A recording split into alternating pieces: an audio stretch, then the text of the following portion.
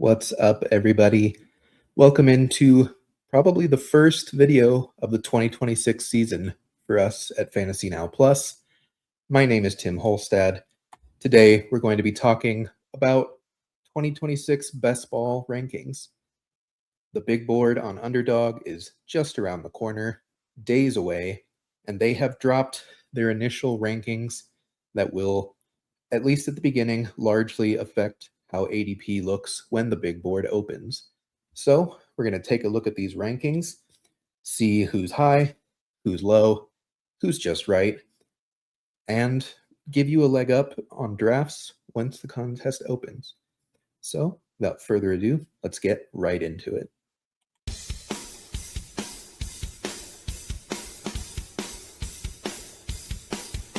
You're watching Fantasy Now Plus.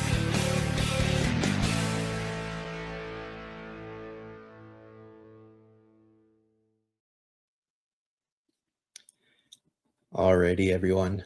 Welcome in. Welcome to Bryan. Thanks for joining. How are you doing?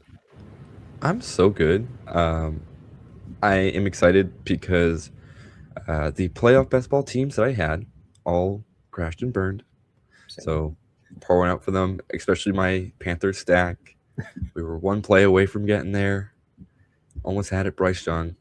But when you sent the text over in Discord that the big board rankings are up, or I should say just in general, best ball rankings are up, out of my mind. We can move on because we have a brand new season to attack. And I'm excited. I'm excited to talk ADP with you. Absolutely. So I think how we're going to do this, folks, we'll just go position by position. It will be ranked by ADP. That is how it will open when drafts kick off. We think this weekend. We're not fully sure, but them dropping these rankings are a pretty good indicator that the contests themselves are imminent. So we'll go position by position, point out some folks that might be too high, might be too low. There are some interesting players that are not even ranked, but probably should be. So we will get into all of that and more. Also, folks, just a quick preview. As you can see on the right, I have my own set of rankings, 250 players ranked in order that I would draft them. That will most likely be on our site here in the next several days. Figure out how to get that for everyone. Right now, just a little bit of manual transfer, so we'll take a bit of time, but I have my own rankings that I think is the order that we should do these players in, or at least the general way to do it. So keep your eyes out for that. But for now, we're going to focus on the middle of the screen here, as that is the official rankings that we've got. Looking at quarterback, Josh Allen at 27, I think it's fine. I think he's a third round caliber player. He's very consistently just the guy at quarterback every single year that he's healthy. I think he's always been healthy. I don't remember him having an injured season, but the Bills are going through quite the turmoil right now, but I don't think that will really affect Josh Allen at the end of the day. He's just Josh Allen. Yeah, it's really hard to find a reason not to draft him first as a QB. I am concerned, obviously, about the coaching staff. Who knows what's going to happen there? Who knows what the offense looks like? Then next year, he had nobody to throw to this year. Yeah. Apparently, Dalton Kincaid had a torn PCL for the majority of the season, which means he was only playing half speed, and Josh Allen was still QB1 despite it all. Yep. So it seems almost, I don't know, I'm scared to say situation proof, because we thought our good friend Justin Jefferson was that way. Yeah. He was not, and that hurt us a lot in a lot of drafts. So I think Josh Allen is still as safe as can be.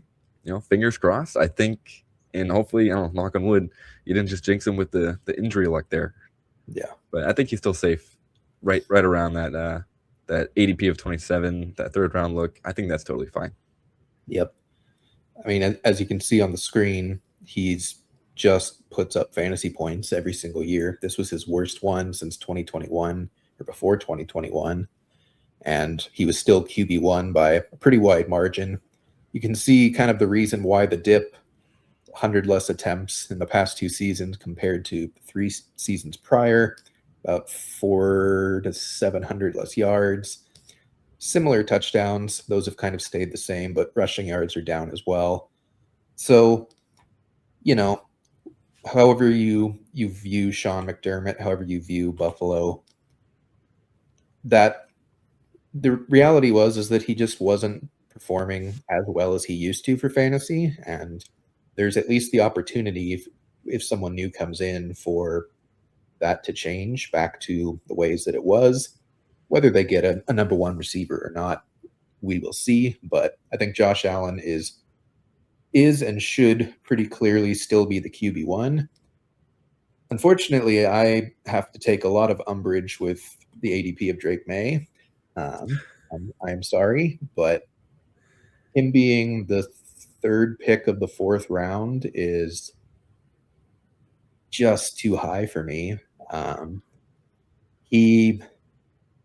I think he's a top tier quarterback. I'll say that immediately, but he's not used in the running game the way that Josh Allen is, the way that Lamar Jackson is behind him, the way that some other quarterbacks farther down the board are used.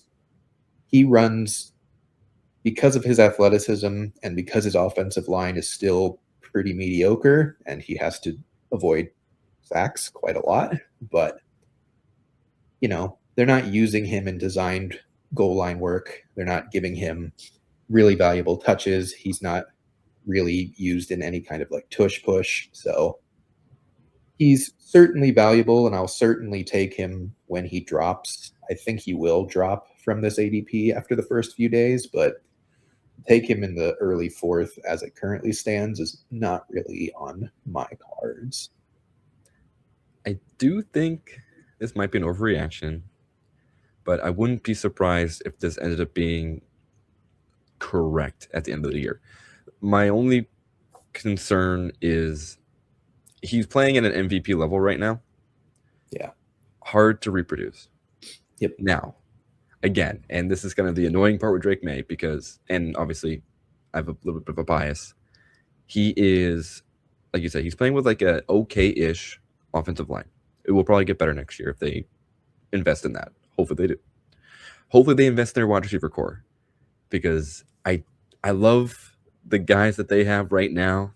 I don't think Stephon Diggs is a long-term answer. I think they'll need to find a new wide receiver 1. Kayshon Boutte just does 9 routes. That's fine. That works. That worked this year. But this offense can get better. Do they get better? That's the big question mark. And I think right now the ADP that's set right now is guessing that the Pats are going to get better. They're going to try to improve in the draft or the free agency, and they're going to assume that Drake May continues his play and is healthy, and he improves his play. That's still kind of a lot of things that have to change. Whereas, like you said, Lamar Jackson, like Joe Burrow, Jaden Daniels. I mean, Jaden Daniels the same age, but he does things a little differently than Drake May. Yeah, I do think that might be a little pricey. But you take shots here, right? Like if you want a QB that can have a pretty high scoring week, Drake May is a guy that can do that. Just remember that throughout the season, especially this past year, there was a stretch where he was pretty normal. He wasn't really a superhuman type of fantasy asset where he got really hot in the back half of the year, which is great. We love to see that. But he's really hasn't done it for the whole year, quite like a few guys on this list. So I'm with you. This might be a little high. Yeah. But if you're a gambling man, sure. If you believe it, if you believe the Pats can do it again, I don't blame you for calling your shot. Yeah. I think what I would say is, I think when drafters start drafting and they kind of override the rankings to some extent, I think his ADP will fall quite a bit, probably like 2 to 3 rounds, maybe not 3 rounds, maybe just like 1.5 to 2 rounds. I'd rather draft him at that point. So I'd say if you're going to be drafting opening day this weekend, ADPs are kind of the Wild West. Probably just skip out on May for now. Let him fall. Let him come back to earth. You'll get a better price on him, and you'll be able to take advantage of some of the prices now. I think a bigger conversation for quarterback is these rankings are very much focused on what quarterbacks did like the last 4 to 8 weeks of the season. You see Trevor Lawrence higher than Joe Burrow and Jaden Daniels. You see Caleb Williams as the QB4. You see Jackson Dart as the QB6, which I think is correct, but I think there's a lot of shuffling that needs to happen around him. If you notice, Jalen Hurts isn't even on the screen. He is below all of these guys. And I get that it was absolutely abysmal last year, but that OC is gone. And there's no guarantee that they're going to get a great one, but I can put a decent amount of faith that they're at least going to get someone better. I don't know if that will mean good or if that will just mean competent or just not abysmal, but Hurts being that low down where he's not even on the main screen, being below Trevor Lawrence, being below Justin Herbert, being below Caleb Williams, I'm not down for that. The thing that I will definitely point out is I will be taking a whole bunch of Joe Burrow, Jaden Daniels, and Jalen Hurts when this contest opens because I think all of their ADP is very wrong. If you remember last season, Jaden Daniels was a 4th-round pick. Jalen Hurts was a 5th-round pick. Joe Burrow was an end of the 5th, beginning of the 6th-round pick.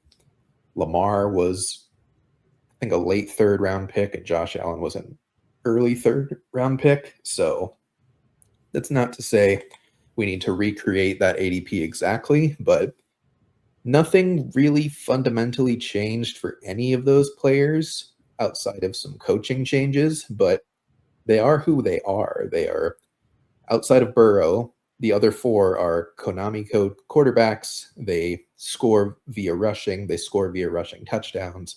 Everything they get in the passing game is a bonus and is why they're usually at the top of the quarterback leaderboard when the season ends. They just all got hurt, or in the case of Jalen Hurts, had a terrible OC that called a terrible offense. So I just don't see a reason for them to be this low. And I think it's very optimistic to have some of those other guys that high. What are your thoughts? I think the main one that is purely fueled by excitement and hype is Justin Herbert. Yeah. The news that Mike McDaniel is probably going to be the OC, I only say that because he might allegedly go for the Bills job. I think he went to interview for. Yeah. And that's now a wrinkle. So, in this scenario, we're going to say Mike McDaniel stays true to his verbal agreement and he goes to LA, right? Yeah.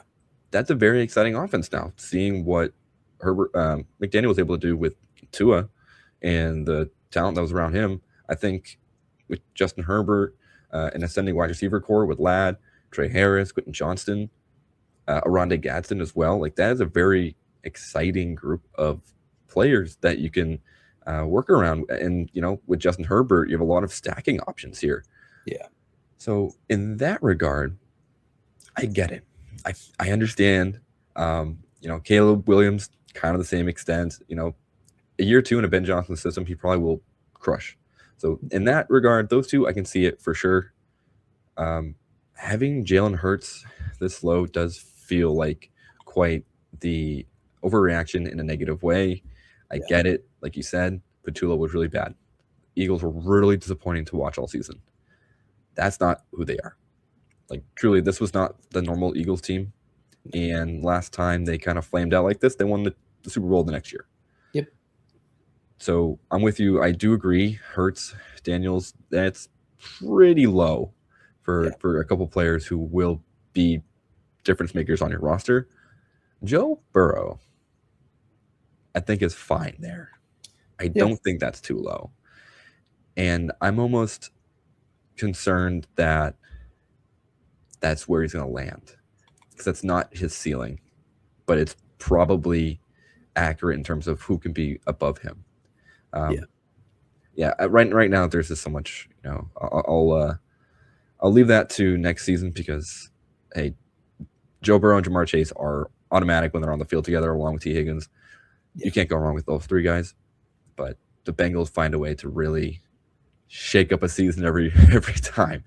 So we'll see what happens with them. The last QB I really want to mention is just Stafford. I think he's too high. Oh yeah. I do think this is, again, you're relying on an MVP caliber season that for an older QB, I don't know how many more we're going to get out of these. And we'll see how his health looks next season because this is a long season for him. People forget he hung out in that trailer, the Immortal Chamber, I think that's what it's called, the big old cylinder. Yeah. And just magically was healthy for a whole season. And that's awesome. And that was really great for everybody during the fantasy season. And for those who grabbed him really late last year, I think this is too high. Yep. And I think you might want to look towards maybe seeing if he can fall. Like if he falls another 20 spots after this, I think it's worth grabbing him. Yep. Fully agree. Something that I want to stress to people that are somewhat new to best ball or haven't really considered how best ball affects the quarterback position. Frankly, you should never be taking pocket passers early because there's a chance that they just don't do anything for you because everything relies on touchdowns for them. Matt Stafford had a great season because he threw for 40 plus touchdowns this year. He had very similar numbers the year prior, and he scored more than 100 points, like 100 points less than he did this year because he only threw, I want to say 22 touchdowns is what it was. Like nothing 20 touchdowns. So 46 this year, 20 last year. He did have 1,000 more yards, but like passing yards are not that much of a separator for fantasy points. Like I want to say you get 1 point for every 25-ish yards with their scoring. So like that was not that many extra points that he really helped himself with. It was the 26 extra touchdowns is what made the difference for him. And so, you're looking at Matt Stafford, Dak Prescott, Jordan Love, Jared Goff, even Baker Mayfield. Like all of these guys are purely dependent on how good that offense is and how many touchdowns they throw. And that's wildly variable and not predictable year over year. So you really shouldn't ever be reaching for any of them. If you get them at value, you should draft them. If you have their stacking partner and it's at ADP, you should draft them. But taking a stand on Dak Prescott next year because you think George Pickens will almost certainly be back, he's going to have great weapons, yada, yada, yada. It might not work out. Like it didn't really work out this year, and nothing is really going to fundamentally change besides he might throw 10 extra touchdowns next year and he'll be a great pick, but you can't really predict that. So just don't try. Yeah, it's a tough gamble because there's so many things that have to go right for a pocket QB. Yeah. And to avoid a little bit of risk and avoid a little bit of that, I'm going to call it chaos. I think the real word's variance, but you are safer and are happier when you have a running quarterback because there's just so much more value to be had. Yep. And that's really it. And I think this is kind of a well-established thought that just needs to be reiterated. I think it's helpful to just kind of like put a little sticky note on your phone, monitor, wherever you're drafting, and just say, if I miss these 5 guys, just wait and think about some late round stacks. Maybe take a shot on Tyler Shuck because or Mr. Heisman himself, Yep. Fernando Mendoza. There's a world. There's a world where he ends up being something kind of like Herbert, where he runs a tiny bit, but just enough to be worth your time. Yeah, and the price is perfect. So, yep. Last thing to mention on the quarterbacks, there are a few guys farther down the board that I think are probably wrong in their price. Kyler Murray, it's popular to hate him. as a Cardinals fan, I have plenty of reasons to hate him IRL and how he plays, but he still scores fantasy points. He still runs the ball. He's most likely not a Cardinal. He's most likely somewhere else that may or may not have a franchise that attempts to actually build an offense around him instead of trying to force him into their own offense like the Cardinals did. If that happens and he rushes for 500, 600 yards like he normally does, he'll be a steal at quarterback 19. Tyler Shuck, pretty similar. He was running a lot at the end of the year. He looked good. He honestly looked like probably the second best rookie quarterback after Jackson Dart, but the Saints are most likely, almost certainly going to commit to him moving forward, at least in the next 2 or 3 years. He's going to get all the opportunity, and he still has Kellen Moore. So I think Shuck is honestly way too low. He's probably the quarterback that I moved up the most. I think I have him as a top 10 quarterback because, again, he's got rushing upside. He's got rushing touchdown equity that all of these pocket passers just don't have.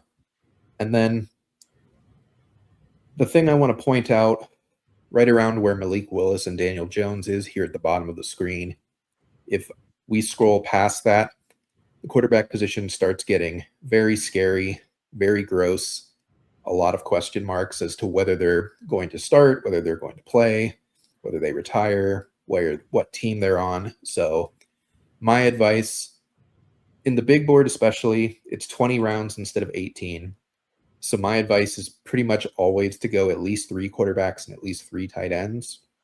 Best Ball Mania, when there's only 18 rounds, you can have that discussion a bit more as to whether 2 is enough, what's optimal, yada, yada. But with 20 rounds, not knowing bye weeks, not knowing landscapes yet, I think 3 of the quote-unquote onesie positions at least is optimal. And so I think, to be honest, Malik Willis is the end of a tier for me. I think Malik Willis is getting a starting quarterback job. I believe there's 6, 7, 8-ish type landing spots of like quarterback is just a complete question mark at this point. And he's outside of Daniel Jones off of that Achilles injury. Willis is the only free agent quarterback that has like starting capabilities. He's young. He's athletic. He is like, I'd say like a 90% chance to get a starting job somewhere. My early pick is Miami because it's basically Green Bay South out there now. They have a Green Bay GM and a Green Bay coaching staff. So Malik Willis, I think, will be very valuable for fantasy if he's a starter. I like how cheap he is. And after that, it just gets gross. So, if you really want your third quarterback to have a chance to just only play half the season, you can go later than that. But, even JJ McCarthy, Michael Penix, I'm just not really interested. It's too fluid of a situation. Penix is coming off of a major knee injury again, so we don't even know if he'll be healthy. Jones, obviously, with the Achilles, we don't know when he's coming back. So I think you should get your 3 quarterbacks. By the time you get to Cam Ward, Malik Willis, be done with it. Don't play around with any of these like super late round guys that are 50-50 on how much time you're getting. Let us move on to the running back position. Honestly, I don't really have many qualms with all the guys in this screen here. I think it should be Bijan first overall for sure. I have Gibbs at 4. He's at 5. That's a random, preference. It really doesn't matter. CMC scares me, but he scared me last year, and I was still drafting him because of what he can be, and he was that. He didn't have the efficiency, and that scares me for sure. It was also the most touches of his entire career in a season last season. So is the injury risk higher? We don't fully have correlation on that, but it feels likely. So not sure there, but I'm not going to fully fade him on an injury that could happen because it could also not happen. And then you're just fading 350 plus points again. So any thoughts on the guys on the screen so far? Yeah, I think Bijan's a lock for 1. I Yeah. think Gibbs at 4, 5, 6, sure, whatever. Like the drafts are going to shake out in a weird way. A lot of people have their different thoughts on, wide receiver or RB, especially in that first round. Like I'm probably going Gibbs if I'm not the first overall pick. Um, I mean, depends on if I'm 2, then all right, I'll make some decisions there. But Yeah. uh, Gibbs always a home run threat. He can score 50 points on a week. Like I'm not down. Like they also moved on from OCs. They have a new offensive coordinator coming in. I am confident that we won't see kind of a disastrous meltdown in the fantasy production like we saw in the fantasy playoffs. Yeah. So no worries there. JT, I'm not as excited. I would happily take CMC over him pretty much every time because, like you said, he like like Christian McCaffrey is exactly who we thought he was, Yeah. despite the worry. And I think what we will have to remember is to adjust expectations. He almost was 1,000 this year. Yeah. I don't think he gets there this upcoming year. He's another year older. The offense is going to look a little different. Like they don't really have wide receivers. They have to figure it out. Apparently, Pearsall and Ayuk. Who knows? We don't know where he is. Yeah. But if he even if he goes like 1,800 or something, super happy about that. Like yeah. even like 800, right? Receiving yards and rushing yards. That is such a worthwhile season from a running back that it's fine, and I don't mind that at all. And then the next 3 guys, James Cook, Devon Achane, and Saquon, fine. Kind of just chalky. Like, and there could be concerns. Again, all 3 of them are having new coaches in some degree. So who knows? Same thing with Genty. Yep. Who knows what's going on with the Raiders? But I think these in general are probably how I would line them up. I'd probably put Genty over Saquon a little bit, just purely based on age. But I don't think you can go wrong here. There's not a lot to miss. Yeah.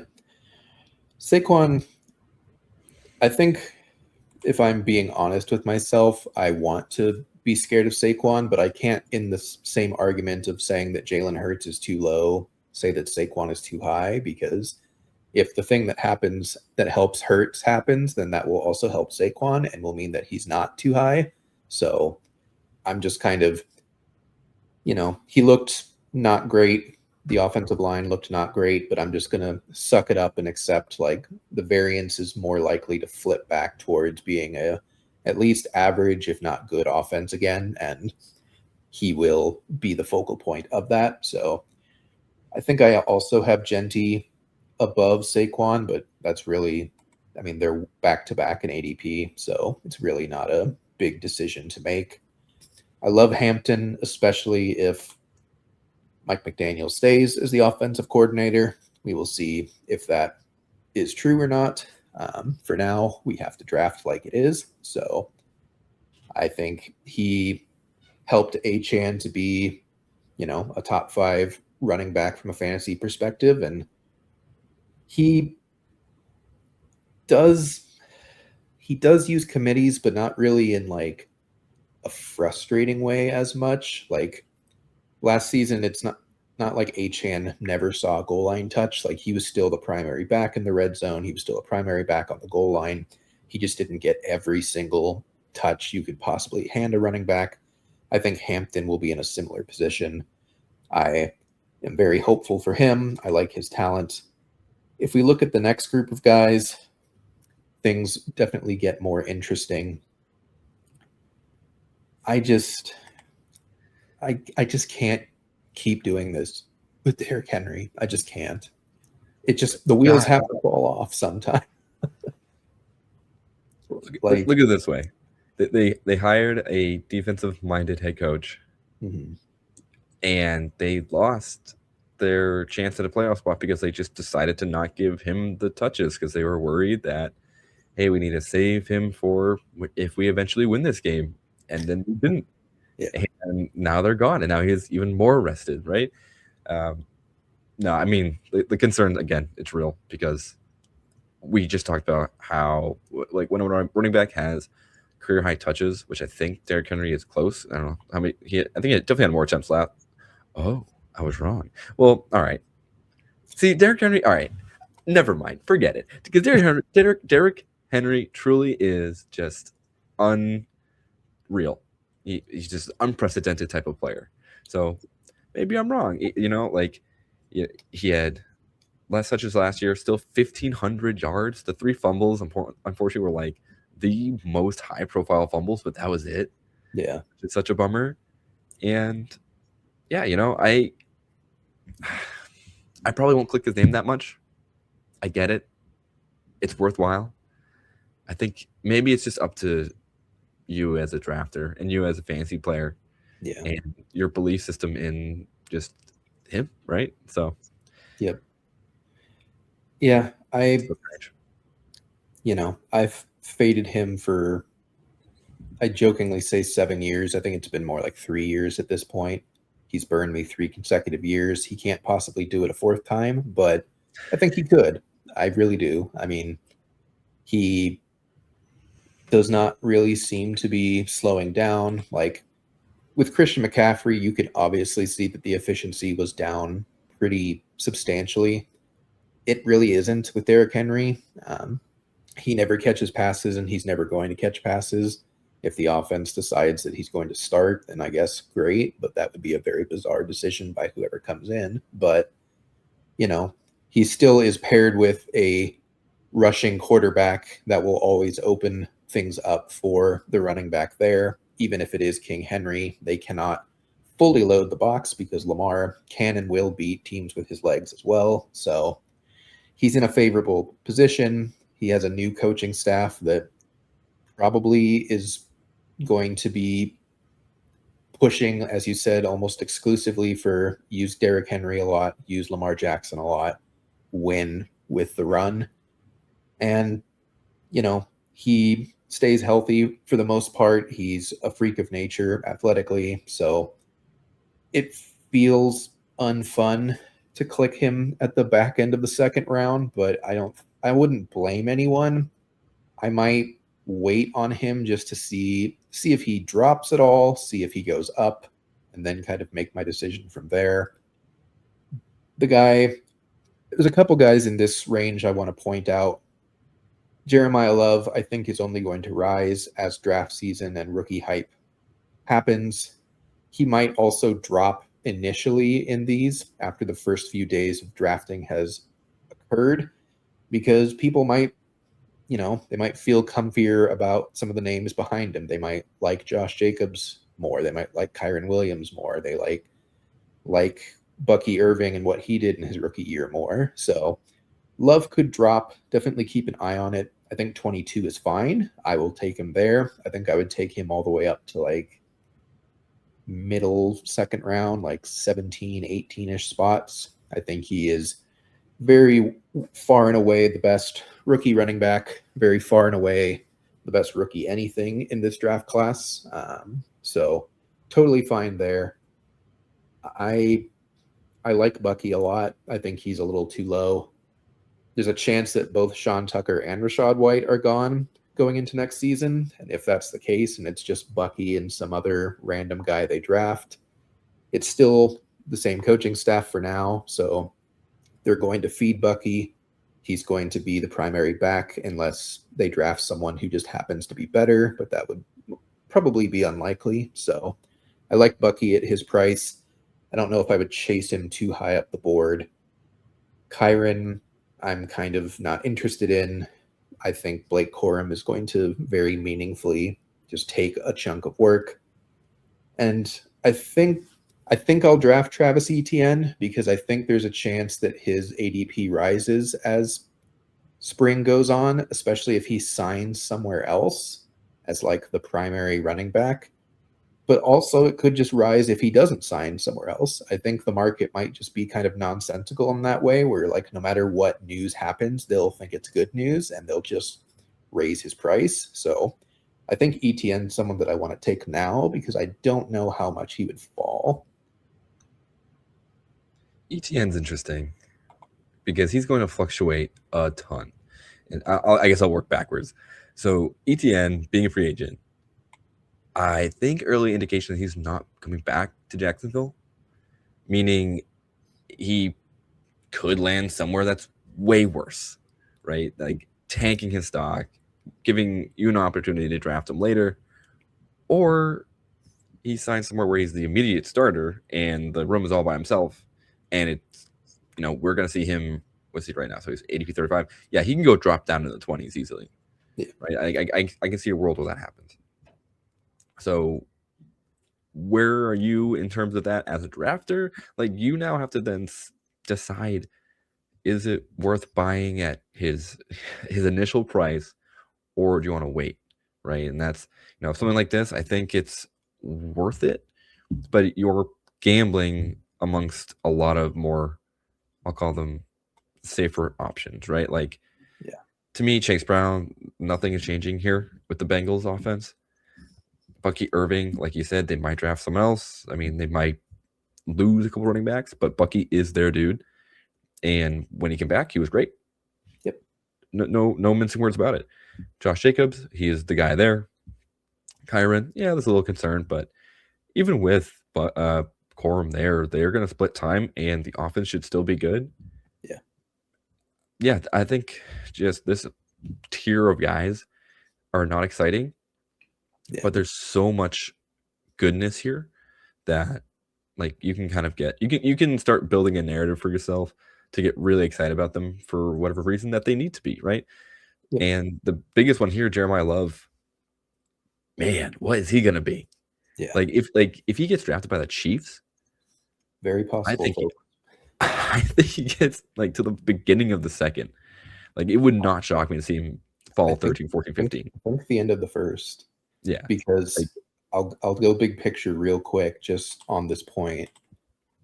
There's, as it stands, there's about 10 very comfy-ish, 11 comfy clicks once you get to Amon-Ra. And then 12, you're like, ew, tight end, or ew, Drake London, I don't know who his quarterback is, or ew, Malik Neighbors, he's off an injury, ew, Justin Jefferson has 9.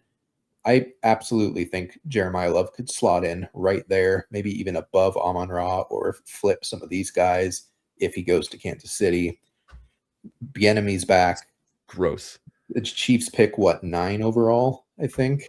Like, they have a high first round pick. It's like a top 10 pick for the first time in years. Why can I not type? Should they? Absolutely not. Like, they need offensive line help so badly. They should take a running back, but I don't think they should take him. But could they?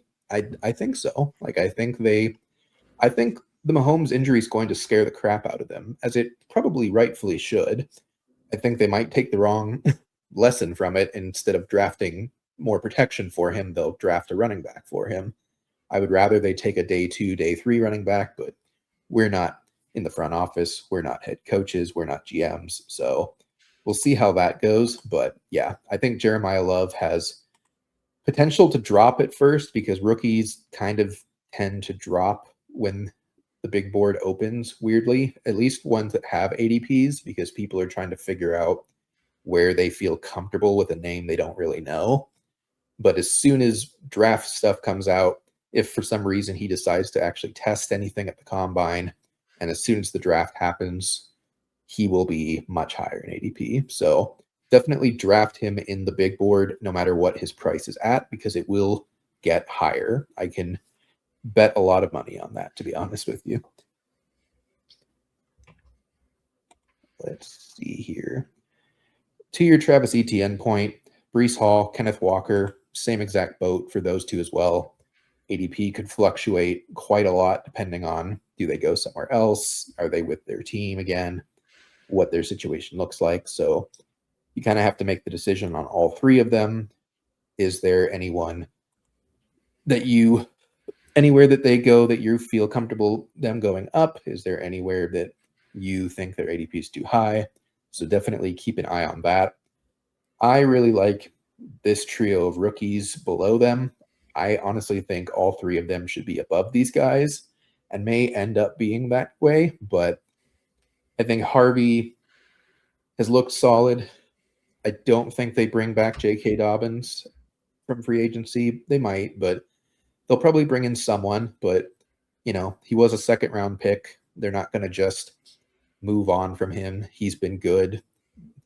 He has work Trevion Henderson, kind of the same thing. Ramondre is annoying, but Henderson has the explosive upside you're looking for. He can give you a 30-point game, probably could give you a 40-point game as he progresses as a player. And Cam Scattaboo was easily the best pick in best ball last year before he got hurt. We were taking him in like the 10th, 11th round. He was giving you second, third round value.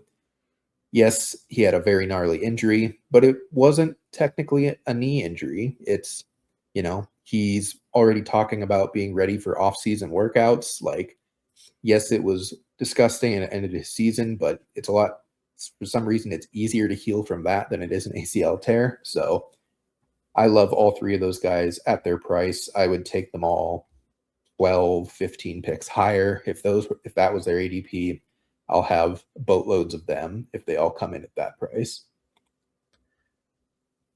Yeah, I think right there, like my only 2 cents, if the draft is looking in a weird way where you start thinking, I kind of want like there'll be times in these drafts where you start looking ahead at ADP and go, I don't like those running backs at all.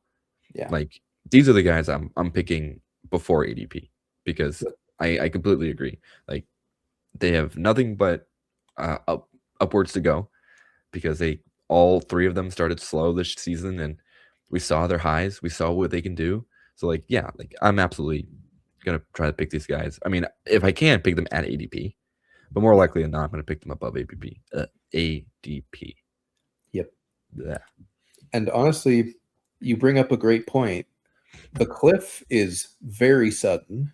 I think Javante's randomly too cheap. That's someone I'll flag. He's almost certainly back in Dallas. They might draft someone, but I don't think it's going to be to replace him. I think it's just going to be as like a supplement. I don't really think they like Jaden Blue all that much. I would put Javante more in like the Swift Judkins range. I think Ramondre is probably too high as well, just for he is somewhat capped in his upside as long as Trevion is there. But after you get to Javante, it's just Tony Pollard is a free agent, might not be the starter anywhere. Kyle Monungai is not the starter. Blake Corum is not the starter. Chuba Hubbard could be the starter, but was ridiculously inefficient. A rookie that we don't know the landing spot or the draft capital. A Bashal Tutin who could have a much higher ADP if Travis Etienne leaves, but could be way too expensive if he comes back. Rico Dowdle's free agent. So it just gets real sketchy really fast. There's plenty of upside shots. There's plenty of guys who could work out at their ADP, but it's a lot more navigating a lot of minefields, navigating a lot of question marks. So honestly, my takeaway just from initial ADP, from initially how the running back landscape looks, is I kind of want to go robust RB in drafts, at least to start out with. Want to have like 3 running backs through 5 or 6 rounds, maybe even 4. I know wide receiver tends to be a bit more important on underdog. You start 3 instead of 2, and it's only half PPR. But I don't want to have a team that has like 4 to 6 of this range of running backs, because they could all be zeros or they could all be just like mediocre performers. Sure, you could just absolutely pick it perfectly and they're all smashes at their ADP, but that is very unlikely. And I would rather, pick my spots, have like 1 or 2 of these guys throughout the draft, target players that I feel comfortable with or situations that I think are murky and are underpriced. But everyone in this range is kind of like I'm going to have maybe 1 per team, but that's about it for me. Yeah, I think you got to remember this is just an odds and percentage game, right? Just fantasy football as a whole. Or you want to give yourself the best odds, and the players who are higher in ADP typically just do that, right? And like once you hit this backup running back tier, this is straight up coin flipping. Do they do something or not, right? It's not like they have a chance, or there's like an angle where they can come through and have big weeks. that doesn't really happen as much with running backs. Like, we do see late round running backs come through. That is a truth. And, every year it happens, but every year it's one that we didn't actually expect. Yeah. Right? Like, there's always a name that people bring up and they say, oh, we really like Bill, right? We really like Ja'Cory Cross-Merritt. Yep. He was useful for 2 weeks out of the year. Yeah. And maybe one more at the end of the season that, if you were somehow playing week 18, which you're not, because that's not really what we do here. Yep. So I like the idea of going robust RB a lot, at least the very initial glance here. And it was honestly one of the questions I had going into this, like, just in general, as the season we talk about best ball. I know we really like the concept of going wide out heavy and start gambling on the running backs. But man, there's so many wideouts that you still feel comfortable with, and we'll look about in just a second, that it kind of dwarfs the amount of running backs that are viable, right? Like, just, it's safer to just go solid, right? Just go with your running backs. Know that they will not blank you. That's all it is. So, last thing I'll point out about running backs, these rookies are going to seem very tempting. Odds are that one or two of them probably will be steals at their ADP. The odds are that most of them are going to rise in ADP as this process goes along. So if you have strong feelings about anyone, starting with Jadarian Price at 95, there's plenty here that go beyond this as well. If you like their prices, I say take them. I would definitely caution taking a bunch of them on the same team.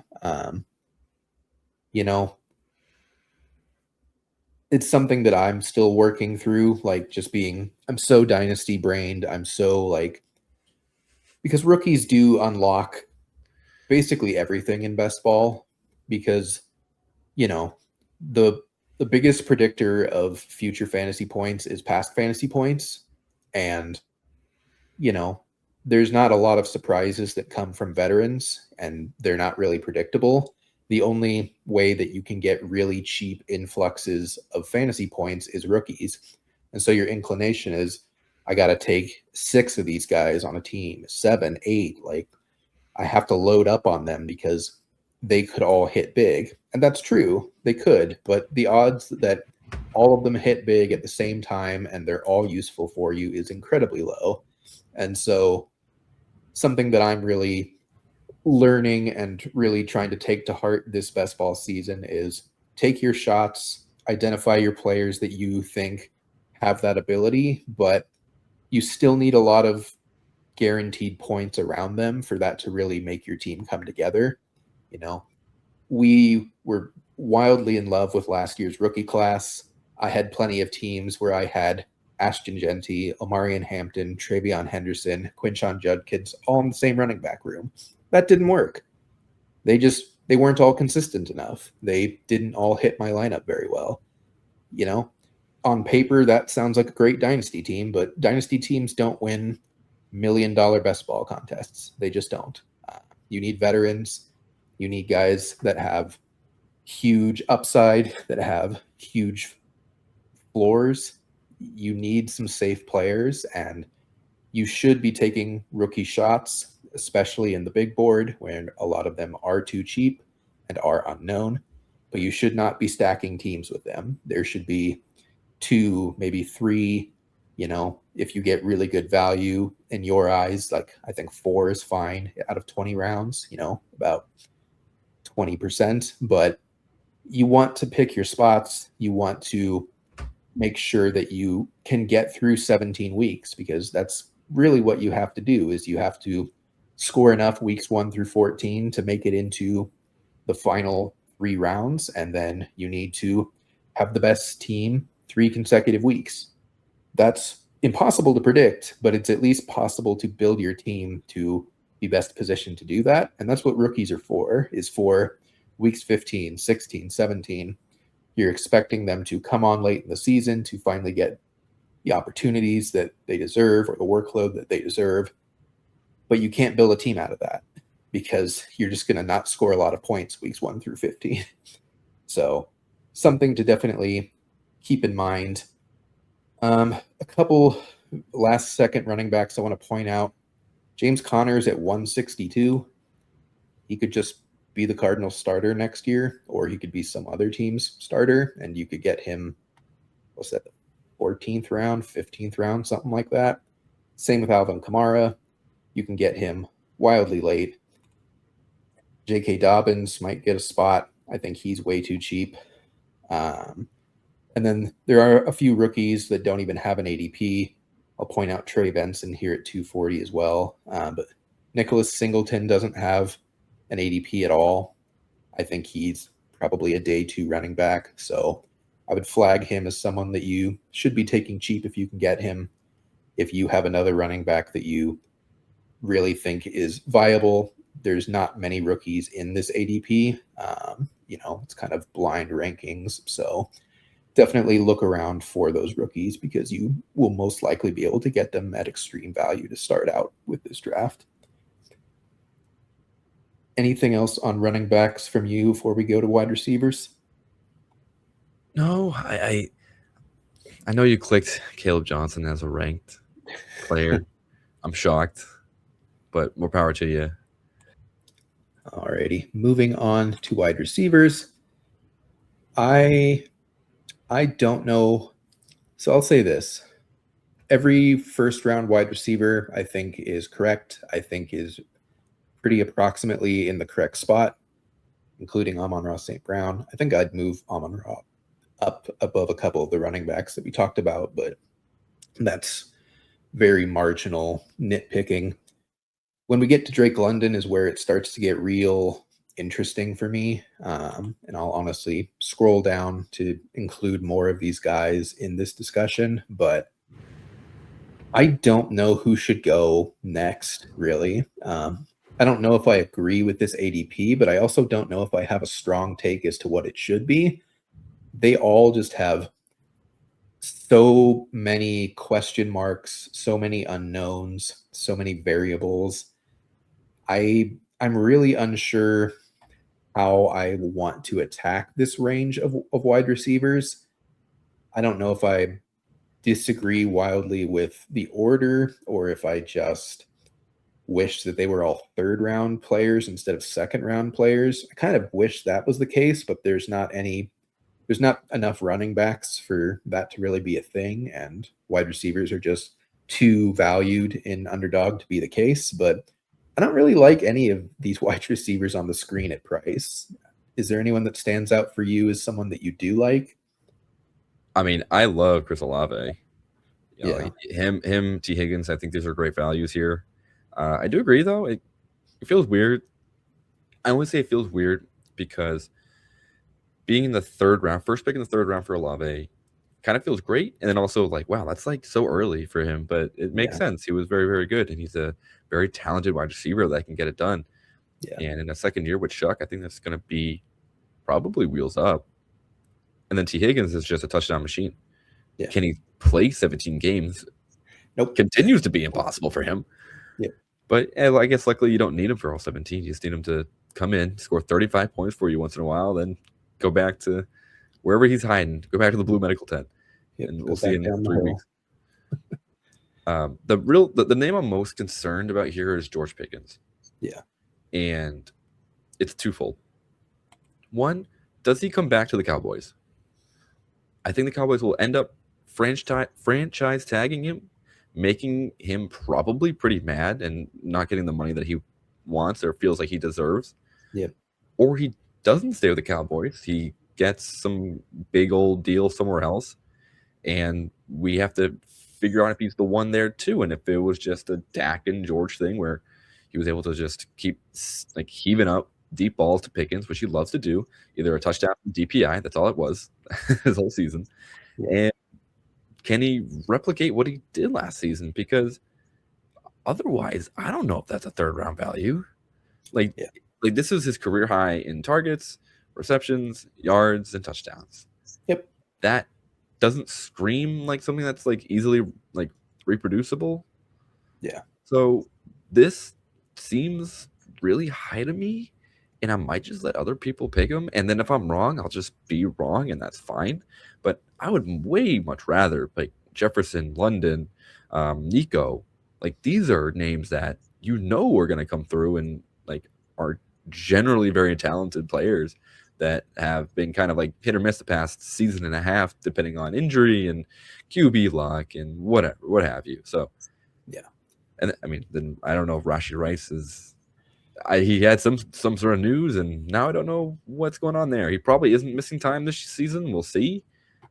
Yeah. I always tend to just not pick those players because I don't want the headache, man. Yeah. I don't want to deal with the fact that he might be missing 6 games. Yep. So, and he literally just came off.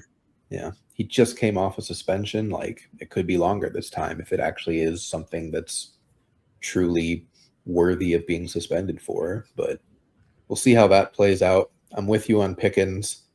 I have a very hot take.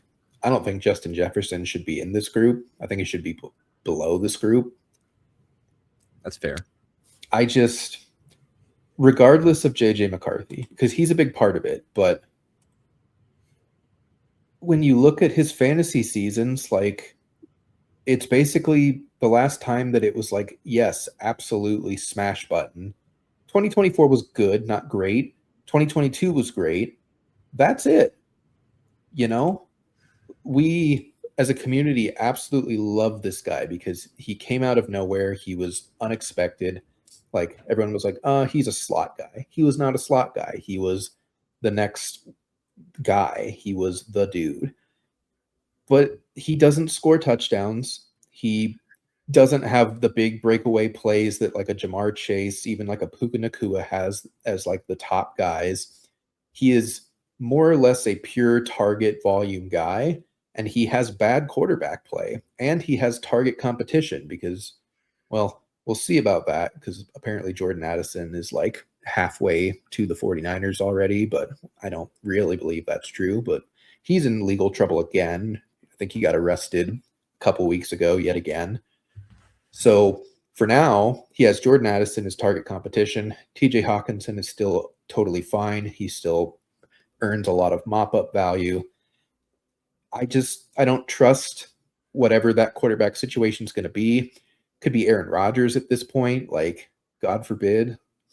I don't see how he gives you better than second or third round value. I just don't. I don't think he's going to be a top 5 type of wide receiver as long as this quarterback situation is up in the air.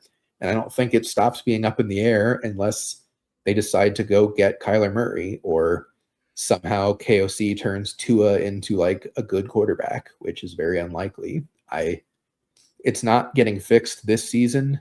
I don't know when it's getting fixed, but I just don't think Jefferson has the play style to overcome that in the ways that like a Jamar Chase could with Jake Browning in years past or with Joe Flacco this year. Like, that could be a hot take. That could be my own personal preference, and other people might disagree, but I have not had enough good fantasy seasons from Justin Jefferson as of late for me to really value him anything more than the type of Rashi Rice, T. Higgins, like Nico Collins type of player to me. Unrelated, but I cannot believe the Vikings won 5 in a row. I was just thinking, they can go. Honestly, they could just draft their quarterback, whatever, man. Just do what they did with the Cardinals did with Josh Rosen. Just say, look, we messed up. Yeah, He's not the guy we thought. Let's go get Kyler. Well, whatever. But like that was actually kind of a common like storyline for JJ halfway through the season, right? Like, yep. They'll say, let's just move on. But now they're 9-8. They're pick 18. That's not going to happen. So, we'll see what they decide to do. It's crazy. They didn't even finish last in their division. Some of the Lions finished last in that division. That like Christmas Day tiebreaker came through. Unbelievable. Anyway, yeah, I'm booing you, but you're right. Justin Jefferson probably should be a little lower. I think the market will correct a little bit once kind of when drafts are ahead of you, you see like, all right, do I want Justin Jefferson with JJ McCarthy, or just like, I'll just gamble with Nico Collins, and then that will slowly bring Jefferson back down, and I think to a place where you're like, all right, it's the end of the third round. I'll pick Jefferson up now. I sure hope so, because I don't like having 0 Justin Jefferson, but as long as he's a second-round pick, I might have 0 of him because I just don't see it. So, It just we'll happens. see. Next group of guys, I'm drafting A.J. Brown at that price 10 out of 10 times because one of two things is going to happen, both of them leading to him rising in ADP. They get a new offensive coordinator that people feel rosy about. He says the line, Bart, we're going to get A.J. Brown the ball. He goes up in ADP, or he gets traded to a team where he's the number one very clearly because there's like 6 teams he wouldn't be the number one clearly, and they're not trading for him most likely. And he's going to go up in ADP because they're like, oh, it's Jalen Hurts actually sucks as a quarterback, even though he doesn't. But A.J. Brown's magically just going to get 1,513 touchdowns now. I'm drafting A.J. Brown. This is probably the cheapest he'll be all draft season. Not impossible for him to drop, but there's very few scenarios I see where he could drop past this. So I know the efficiency dropped off a little bit. I think most of that was due to the offense. He is approaching the age cliff, so there is a bit more risk involved than I would say if he was 26 and not 28, approaching 29. But he's still A.J. Brown. I think he's kind of in that Derrick Henry mold of just this guy's just kind of a freak of nature, and he's just going to be a freak of nature until he's not. And so I'm just going to keep buying into it until proven otherwise. So he's my favorite pick of this next group. I really like Lad McConkey if Mike McDaniel stays. I don't think he's obviously not Tyreek Hill, but he could be used like Tyreek Hill was used, or even like Jalen Waddle was used this season, and that's exciting. That's valuable. Jameson Williams, what are we doing, folks? 34? 34. They love A him. third-round pick. No, thank you. This is purely, I mean, I say this for a few folks here, but like, this is definitely based on what he did like every other week. He was a player that would boom for you, and you said, yes, I won the week because of Jameson Williams. And people forget, and they put in the back of their mind that like, oh, I lost that week because of Jameson Williams put up a goose egg, right? So, I mean, this was his best year again. I do think he can do more, but yeah, man, Barely. that's 65 receptions for 1,000 yards. That's tough. And I hope we talk about Alec Pierce because it's even crazier with his stat line. Oh, But yeah, in the third, he had 7 more receptions and 116 more yards than last season. Whoopee. And now they're taking, frankly, a huge downgraded offensive coordinator. Because, yes, their offensive coordinator last year was bad, but when it was Dan Campbell, that's when Jameson Williams came back to life and was like, hey, he's actually giving you fantasy points again. Who knew? Drew Petzig did not at all maintain 2 wide receiver fantasy production. If you remember, when Marvin Harrison was healthy, Michael Wilson did basically nothing. It was Trey McBride and it was Marvin Harrison. Only when Harrison was out did it become 1 wide receiver and 1 tight end that was successful. Sam Laporta will probably be back either at the beginning of the season or within the first quarter of the season. Drew Petzig's offense is designed around targeting a primary wide receiver and a primary tight end.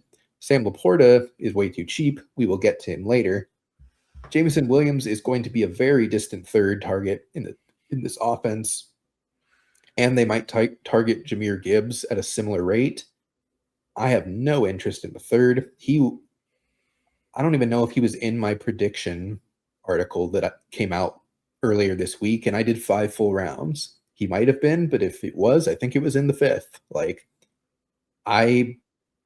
I'm not touching him at that price. I don't think he'll stay at that price, to be fair. I think he's someone that a lot of people are universally being like, ew, why that early? He might just drop an ADP and then we're having a different conversation. But even in the 5th, I'm just like, the third target in a Drew Petzig offense, that sounds gross to me. I don't know about you. no, it didn't seem very enticing, even a little bit. Yeah. He just is a big play guy. And now we didn't even talk about Isaac Tesla as a potential siphon for targets as well. Yeah. Yeah, I am probably going to skip over him a few times and be like, all right, good. I'm glad someone took him at ADP because now I can pick up like Ladd or Devonta Smith. Anyone in this screen. Exactly. Or more excited. I'm probably going to draft Jordan Tyson because I'm a sucker for a highlight film. Yeah. So nothing I can do about that. That's just the way it goes in my brain. Yep. We'll get into it. Jordan Tyson, first rookie by ADP, last pick of the 4th round. Carnell Tate, 3 picks later. Makai Lemon, not until 63. I think that's wrong, but we can get into that. Alec Pierce at 54, as you mentioned. Click it. Click that stat line. Did he even get 50 receptions? I think it was like 40 something. Nope. He got 1,000 yards though. But again, when we look at it, his production actually really didn't jump almost at all. He got 10 more catches. He got 175-ish more yards and 1 less touchdown. Like, he is who we thought he was. Like, to quote a former Cardinals coach, like, he is who we thought he was. That's not pick 54. That's pick 154. Probably not that low, but you know what I mean. Like, that's a 10th, 9th, 11th round guy. Like, in the 4th, I guess the 5th, but still, absolutely not the wildest ADP by far in any of these rankings anywhere. No, thank you. What is Christian Watson's ADP? Like directly above him? I want to know like the pick difference between the two. If you're staring down a pick and it's Christian Watson or Alec Pierce, please pick the actual wide receiver 1 on a team. And I know that's pretty funny saying that about Christian Watson and the Green Bay Packers, but when he was actually healthy, he was routinely the best player for them. Yep. And I think he's just he's like a totally better wide receiver. I know, and we could also just pick Rome, a way better, more exciting offense. Pick Sutton. That's crazy. Luka, pick Diggs, pick Burden. Burden put up like relatively similar numbers, and he barely played. Like, what are we doing? Yeah, I looked at that and was not sitting down and still almost fell out of my chair. Like, I don't understand where that came from. I don't care if he goes to the Bills. I don't care where he goes. He might stay a Colt. Who knows? He's not exceptional. Like, he's good. He's a good real life NFL wide receiver. He's not an alpha. He is not a target earner. He is very tall, not nearly as athletic Deshaun Jackson, like, without any of the yak, but he's just like, I'm going to beat you deep and I will win. And that's all that will happen. Yeah. Like, Christian Watson does almost all the same stuff, and he's just way better at all of it than Alec Pierce is. So the only hiccup being his glass bones and paper skin. Christian Watson needs to play 17 games and will finally prove that he's, worth the draft capital he had all those years ago. Yep. Yeah, I would just so high up there. I would take literally everyone on this screen before Alec Pierce, and I'm pretty sure I have it ranked that way. I love Igbuka at this price. I love Burden and Odunze at this price. We were poo-pooing on Caleb's price a bit, and I think that's correct. But I also do think that as long as they get rid of DJ Moore this offseason, which I think they will, especially with how that last play of their playoff run played out, it's a very concentrated offense at that point. It's Colston Loveland, it's Rome Odunze, it's Luther Burden. That's kind of it. They'll have some tertiary guys that get some targets, but it's not 4 mouths to feed, it's 3. Caleb will enter his 3rd year. It's a very confident team, a very good offense. I love basically all Bears at price except for Caleb, and I still think Caleb's a fine pick as long as he drops like a round or 2. It's more so just that Caleb is going above quarterbacks that I would much rather have, but if that corrects itself, I think Caleb will become a good pick. So I'm pretty much all in on Bears. I think Burden is a superstar in the making. I think Rome is a superstar. I think he was injured. Basically, the instant his production dropped off was around the time that he started, popping up as questionable every week on the injury report, and he would be limited every Wednesday and limited every Thursday, and he might even miss Friday, and then he would play and he would do nothing, and it would just kind of repeat for about 12 weeks. So I think Rome was hurt, to be honest with you. I don't think he, like, from a production or like ability standpoint, wasn't good enough. I think he just couldn't physically do what he was able to do in the beginning of the year. Yeah, that was a tough watch because I think it was a stress fracture potentially in his foot. Yeah. So not the same player that he was in the beginning of the season. It was very obvious, especially in the playoffs. So hopefully we get that surgery in there. He comes back, and I'm with you. I do think that I'm going to call the trio of Bears pass catchers, Burden, Odunze, and Loveland, who we'll talk about in just a second too. Yep. Yeah, I think they're all smashes at ADP. Yep. So now we're in a range where we talked about with running back, it stops being fun to click running backs in this range, which is good because there's a lot of wide receivers that are way too cheap here, and I don't really know why they're in this range. There's a couple ones that I'm kind of confused why they're in this range as far as like how high they are, but there's plenty that are way too low. I think Mekhi Lemon's too low. He's going to be a first-round pick. He's probably going to be the third wide receiver off the board. Could be the second if a team is scared about Jordan Tyson's medicals, but he will be a first-round pick. It'll probably be to a good spot, at least we hope.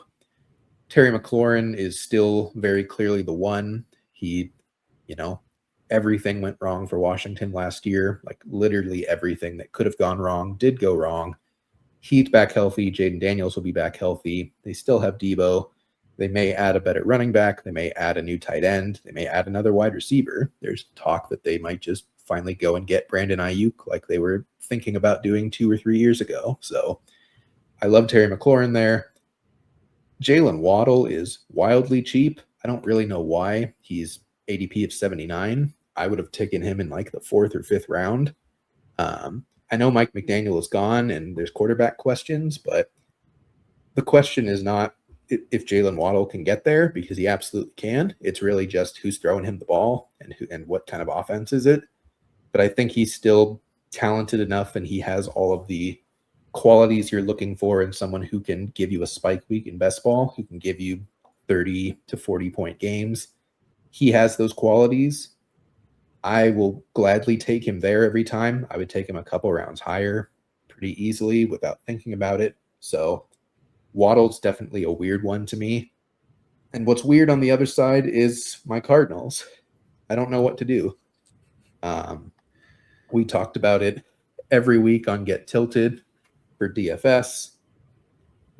When Marvin Harrison was gone, the button was play Michael Wilson. It doesn't matter the cost. It doesn't matter who their matchup is. You just play Michael Wilson. And that was correct. I think like 90% of the time. This man had, let's see here, 78, 1,006, and 7. Like that's a good year. That's an excellent fantasy season for especially where you drafted him. But he effectively played, I want to say like 13 games, because the first 4 weeks of the season, he was just banished, just nowhere to be seen on that sideline. And I think he was playing at, a normal amount of snaps, but for some reason, just they forgot to call his number. And once Marv went down, they're like, oh my God, we have the best receiver in football on our team. I can't believe we haven't been throwing him the ball. Yeah. What truly an unsolved mystery, Michael Wilson. And I think Marvin Harrison, like his entire second season outside of the first 4 weeks was injuries. And, we don't know who the quarterback's going to be. We think it's Brissett, but it could be Kyler. We don't know who the head coach is. We don't know who the offensive coordinator is. There's a lot of unknowns. We don't even really know if Marvin Harrison's any good or not. Like, we're hanging on to the idea that he is because of his prospect profile and his ability in college and what he looked like. But, he, outside of Bryan Thomas Jr., like, he has pretty easily been the most disappointing first round pick wide receiver in this class. I'm not going to count Ricky Pearsall and all that. He basically never plays, but like most of these rookies have flashed way better than Marv has. They've had much higher ceilings, they've had much better production, but Marv's still going above most of them outside of Neighbors and Ladd. So, I think there's a world that he's a steal. I think there's a world where he just doesn't give you very much of anything. But at 78, I'm a way more keen to click that button. Last year he was a 2-3 turn pick. As his rookie, he was a 1-2 turn pick before we ever saw him play a snap. Like, now we're talking, what's that, 7th round, I think? Yeah. 6th round. Yeah. Late Yeah. 6th. Like, obviously you don't want bad picks there, but you can handle bad picks there if he also has the potential to be a great pick there. Like, he's the kind of guy where I would love to take that shot. I just, in the back of my mind, I'm just like, but Michael Wilson's been better. Like, Michael Wilson had a better season than Marv has ever put up last year. Like, he's looked better than Marv ever looked last year. Does he just become the one and this ADP is actually correct? Because we're still not even taking into account what Trey McBride does and will do.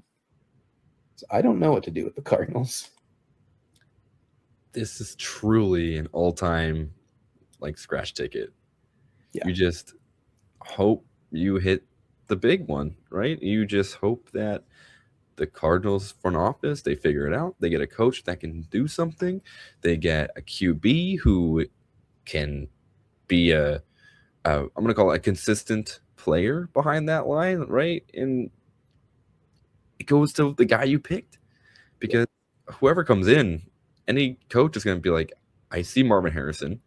That should be a good player. Let's get the most out of him. If it doesn't work for the brand new coach, let's go with the guy who, shines in the back half of the year. Yeah. I don't think it takes a lot to realize that you have two good wide receivers here. Let's figure out how to get them the ball in a normal way. We want to get McBride involved as well, but we don't need to give him 1 billion targets. Spread the ball around and get this offense looking like something normal. I don't know. That's, again, what do I know? My hope is that the new coach will recognize that when Michael Wilson was the X, he played fantastic, and understand that Marv has not played well as an X, and they might actually try him as like a Y or a Z and see like, hey, we can still target him like we would an X, but not actually play him as an X receiver and have him match up better and have him get open more. That's very possible. That would also require the Cardinals to hire a competent coach, which I, as a fan, am not at all convinced will happen, but I will also not slam the door on it entirely. Sometimes miracles do happen, so we will see how the Cardinals handle that. And then we're going to get into a really disgusting range of wide receivers. There's some interesting names here, and it's hard to really say whether their ADP is too high or too low or just right. I like Michael Pittman, but we don't know the quarterback situation. Bryan Thomas is very intriguing, but he was bad this year, just flat out bad. He was injured, but even when he was healthy, he was just bad. And Jacksonville is now a 5-horse stable of, you've got BTJ, you've got Parker Washington and Jacoby Myers, who are also on the screen. You've got Brenton Strange at tight end. And you still don't really know what you have in Travis Hunter. Is he still a wide receiver next year? Do they play him like almost entirely a corner? Do they put their foot down because they drafted him too and say, no, he's a receiver first? Is BTJ even on the Jags next year? I don't know. I don't think he should be. I don't think he fits their scheme. I don't think he really wants to be there, which is kind of concerning. He's only been here 2 years. It's a little early to be already thinking that you deserve to play somewhere else, but I could absolutely see them moving him. That would make his ADP jump ridiculously high, regardless of where that is. So I think I'll be taking him now because I think he truly has the potential to rise like one of the highest players in the draft, like in best ball at all. I mean, this guy could be a 5th-round pick in a month if he's traded to the Bills, for example, or the Chiefs, or anywhere where we're like, oh God, yes, a number 1. So I'm drafting him. I like the Jaguars, but I don't like them all when they're all there and they're all competing for targets. So I don't know what to do with them.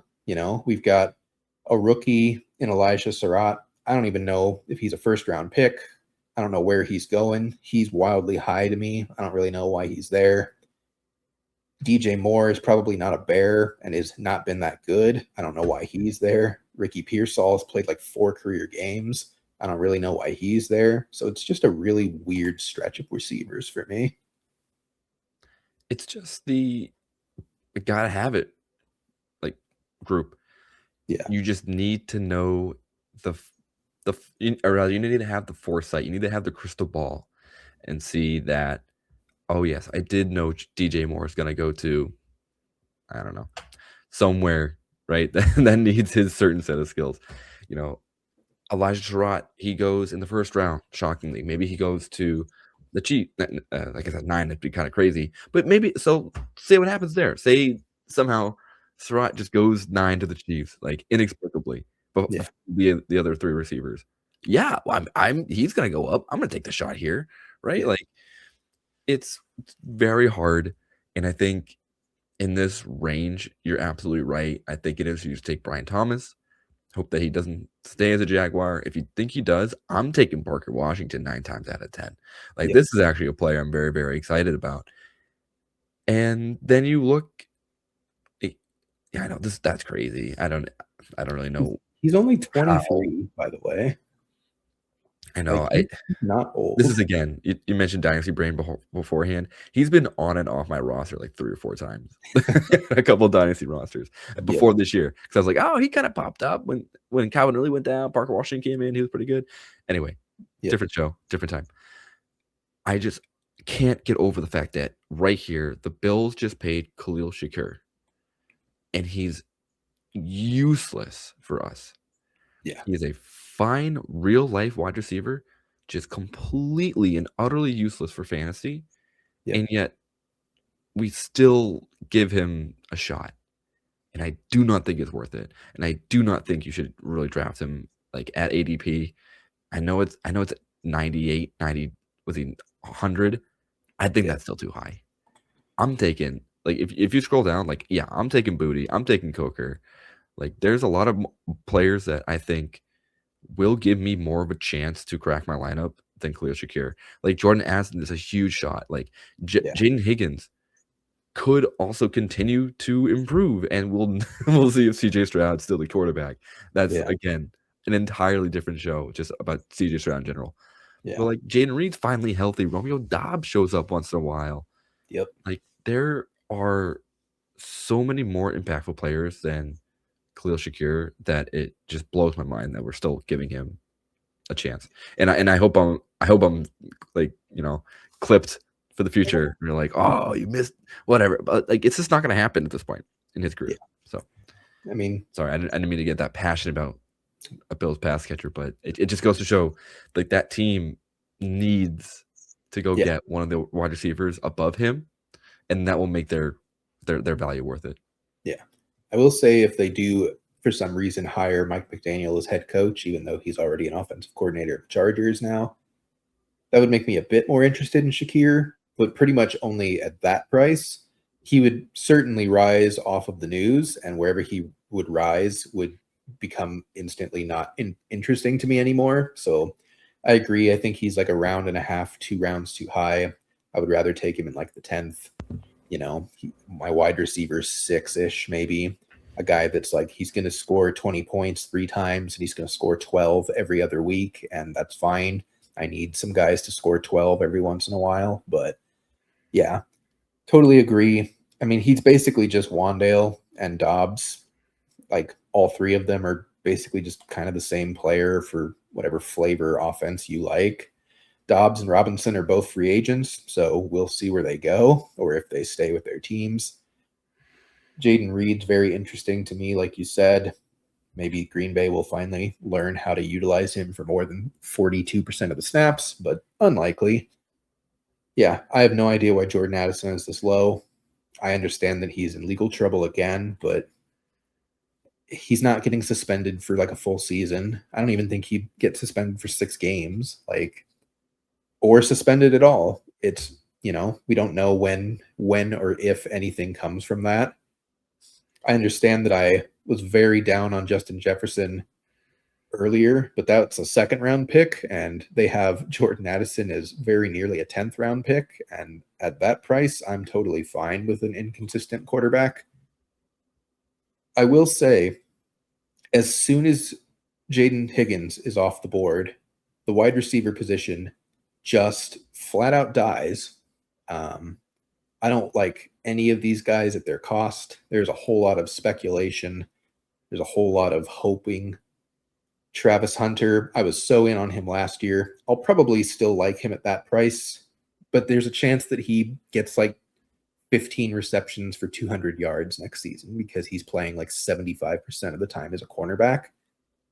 He has major bust potential. He has major upside, though, and that's why I loved him last year, because they were for sure going to play him a lot at wide receiver and a lot at corner.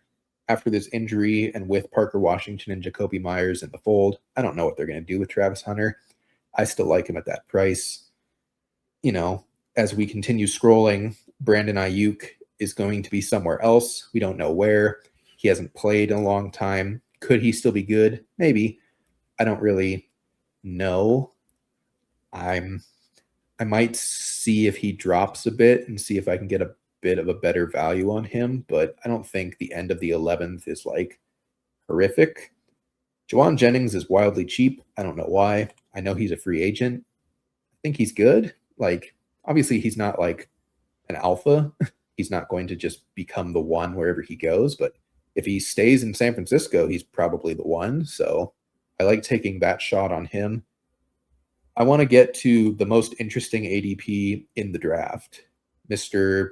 Tyreek Hill at 151.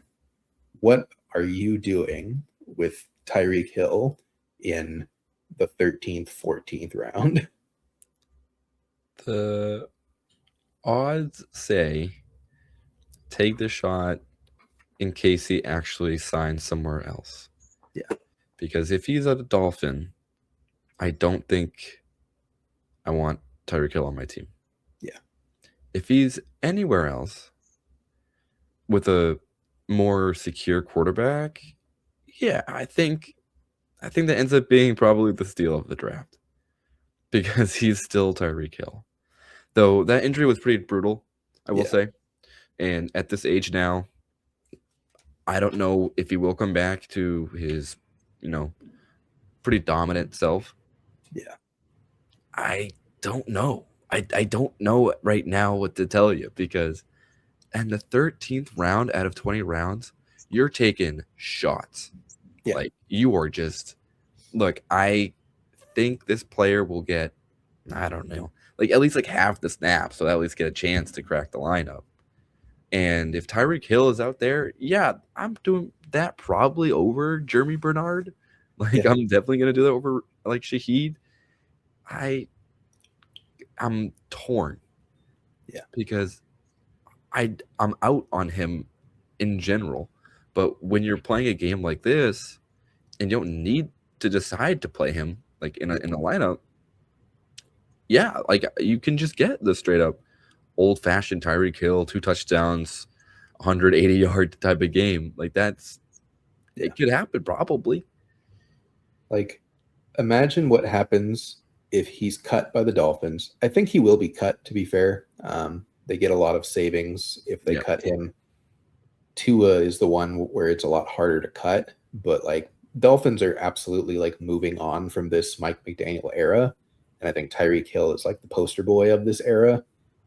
I sincerely doubt he ever plays a snap for Miami again. There's also a chance he never plays a snap again, and he's just like, peace, I'm out. I made hundreds of millions of dollars, and, I constantly get into minor legal trouble every couple of months. But imagine if he goes to the Kansas City Chiefs with Eric Bieniemy back as OC.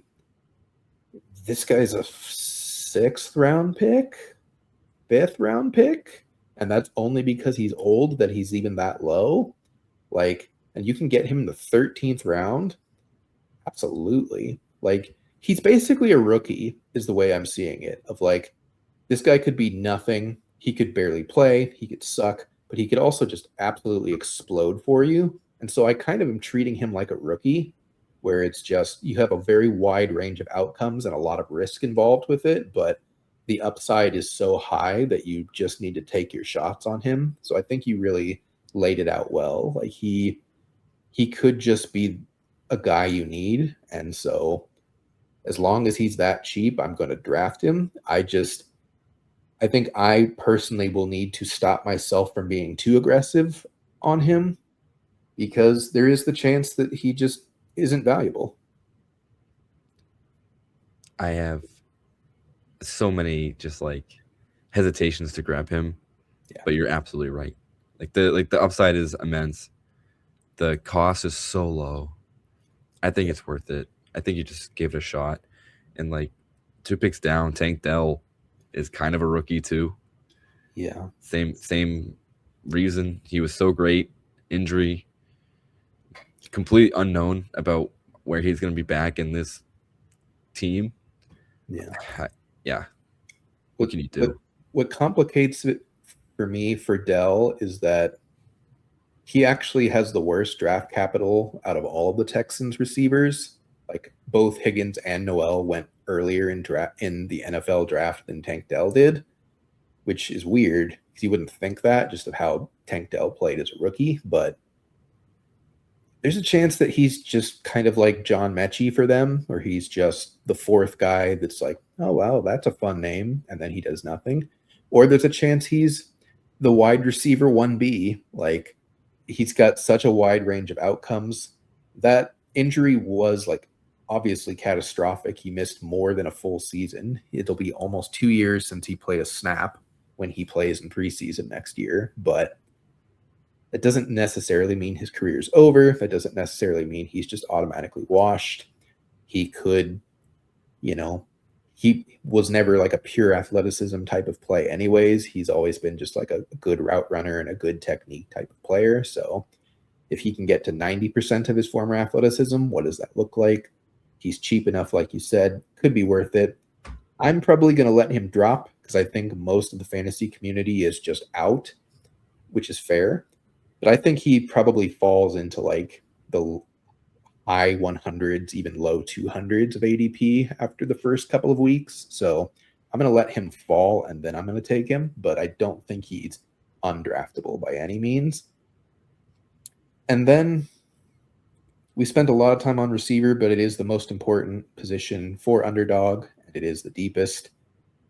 But to be honest, we've got some rookie names, may or may not go high. Jeremy Bernard, Zachariah Branch. I like Chimere DK this far down. I think Tennessee's going to bring in some people, but I don't think DK just stops playing. I think if anyone is going to be phased out, it would be Iomanor, and he goes way later anyways. But I think DK has a role. He's going to get touches. He can still get you 6 points for return touchdowns any given week on top of yards. There's a few people I want to mention. You might have noticed, for one, Trey Harris doesn't have an ADP as a 2nd-round pick on the Chargers.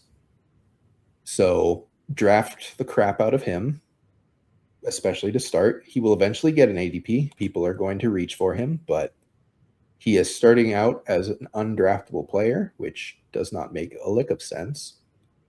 And if y'all have followed us on Blue Sky, if you have seen the posts, you'll notice that one of the consensus top 5 rookie wide receivers in this class has not been looked at yet. Casey Concepcion does not have an ADP. He is not drafted in the current ranks. He could be a first round NFL draft pick. You need to hammer this guy as late as you're willing to push to see if you can get him the latest.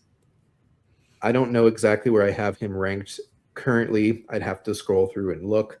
I think I have him probably somewhere in like the very early hundreds, probably somewhere 8th, 9th, 10th round. It would be my guess. You should take him there every time. Yes, it'd be nice to get him in the 16th round, but you can't guarantee that someone else in the draft has decided they're taking him in the 14th round, and you still could have gotten immense value on him.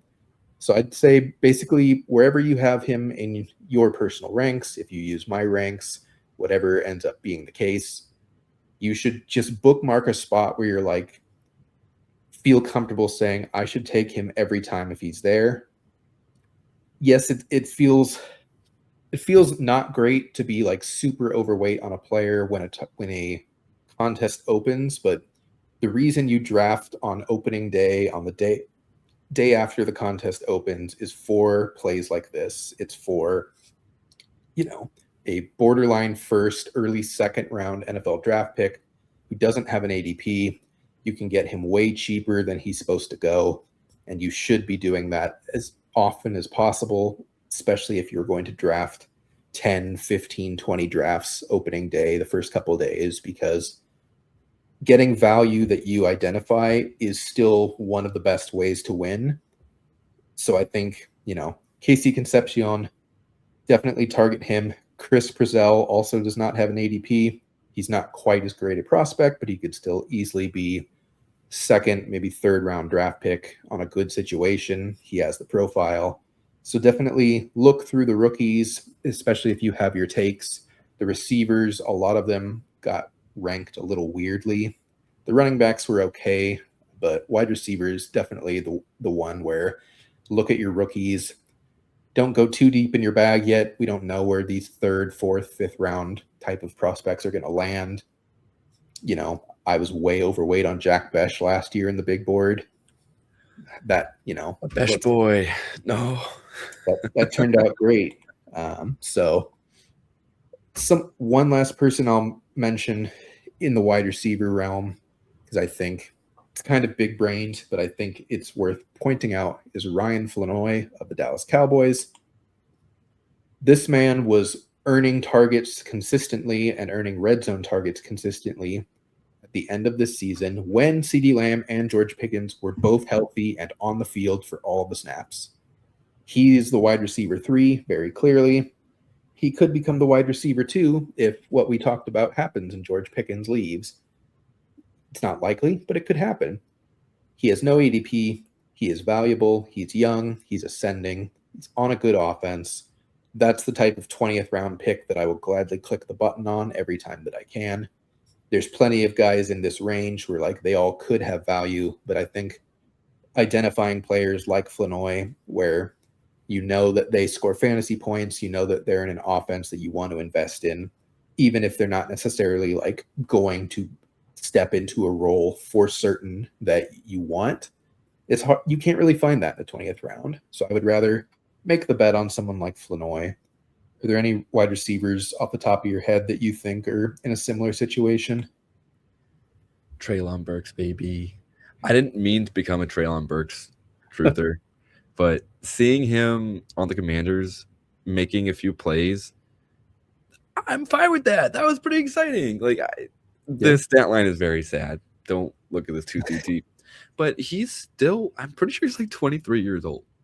I'm pretty sure Treylon Burks is wildly young. Yeah. Despite the fact that he was supposed to be A.J. Brown too. He has floundered and failed every expectation since then. But look, in the 20th round, I might just throw him up into it anyway because he is, competing against 2 very old wide receivers. Tez Johnson is also a great shout, but it's such a crowded room.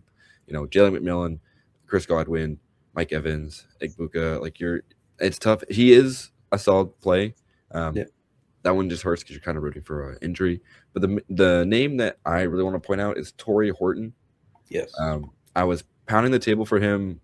I mean, not that aggressively, but I was very excited about him preseason this past year.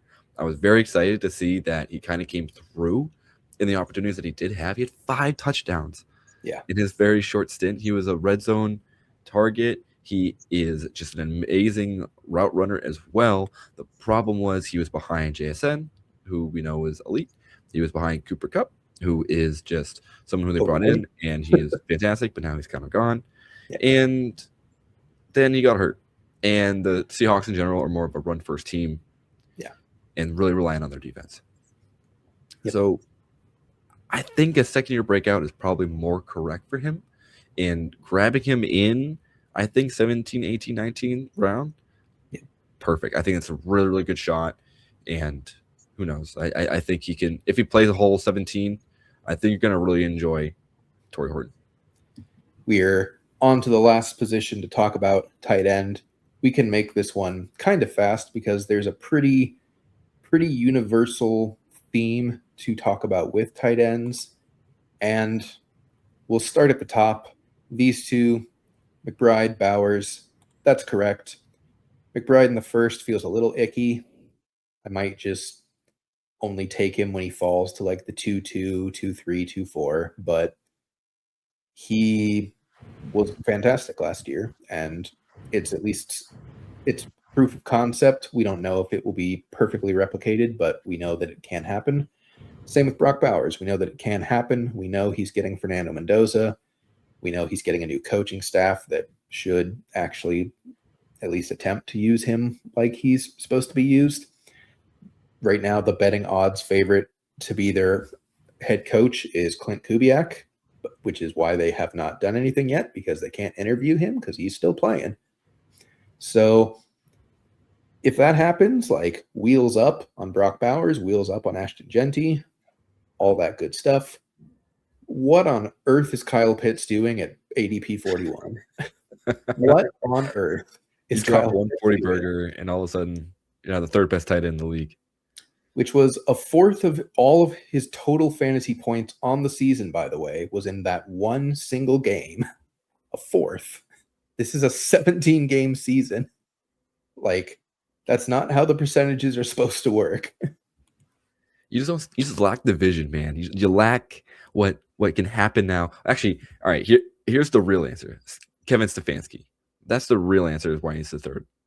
However, you're absolutely right. That's so funny. He's gone up with one touchdown every single year. You know what that means? 6 touchdowns, baby. In all honesty, this is too high. Yeah. The hype train has gone out of control. This is not the third best tight end in this class. No. Yeah, that's the end of my thought. I was going to keep going, but that's all I need to say. This is certainly just not true. Loveland, Warren, Fannin, I'm taking all of them over him. I'm taking Tucker Kraft over him. I'm taking Sam Laporta and with Drew Petzig over him.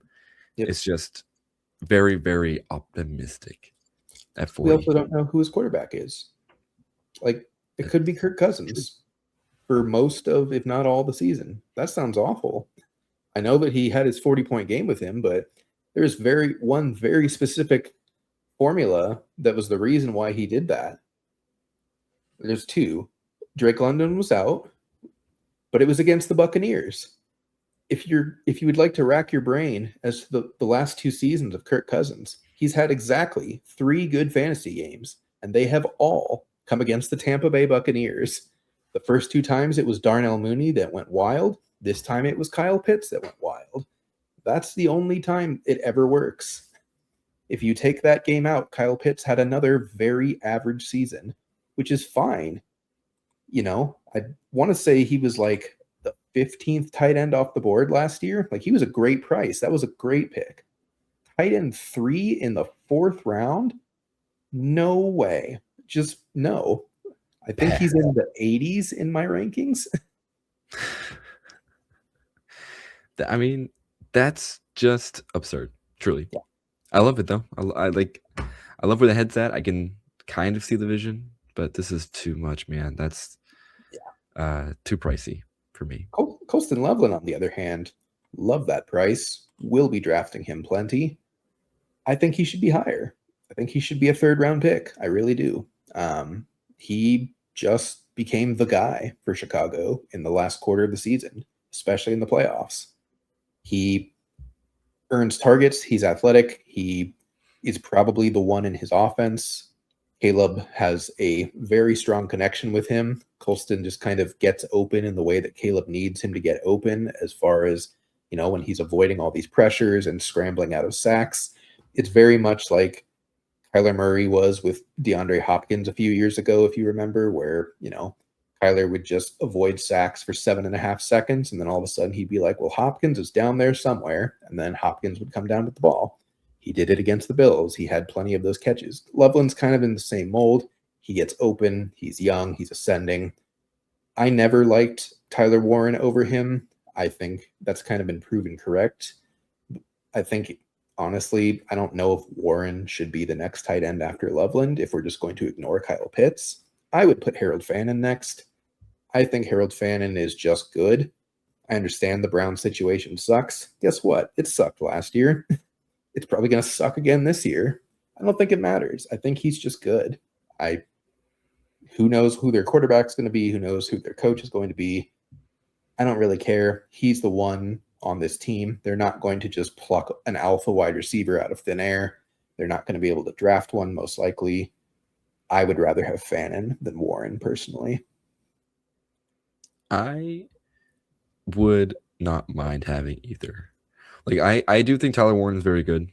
I do think Harold Fannin is very good.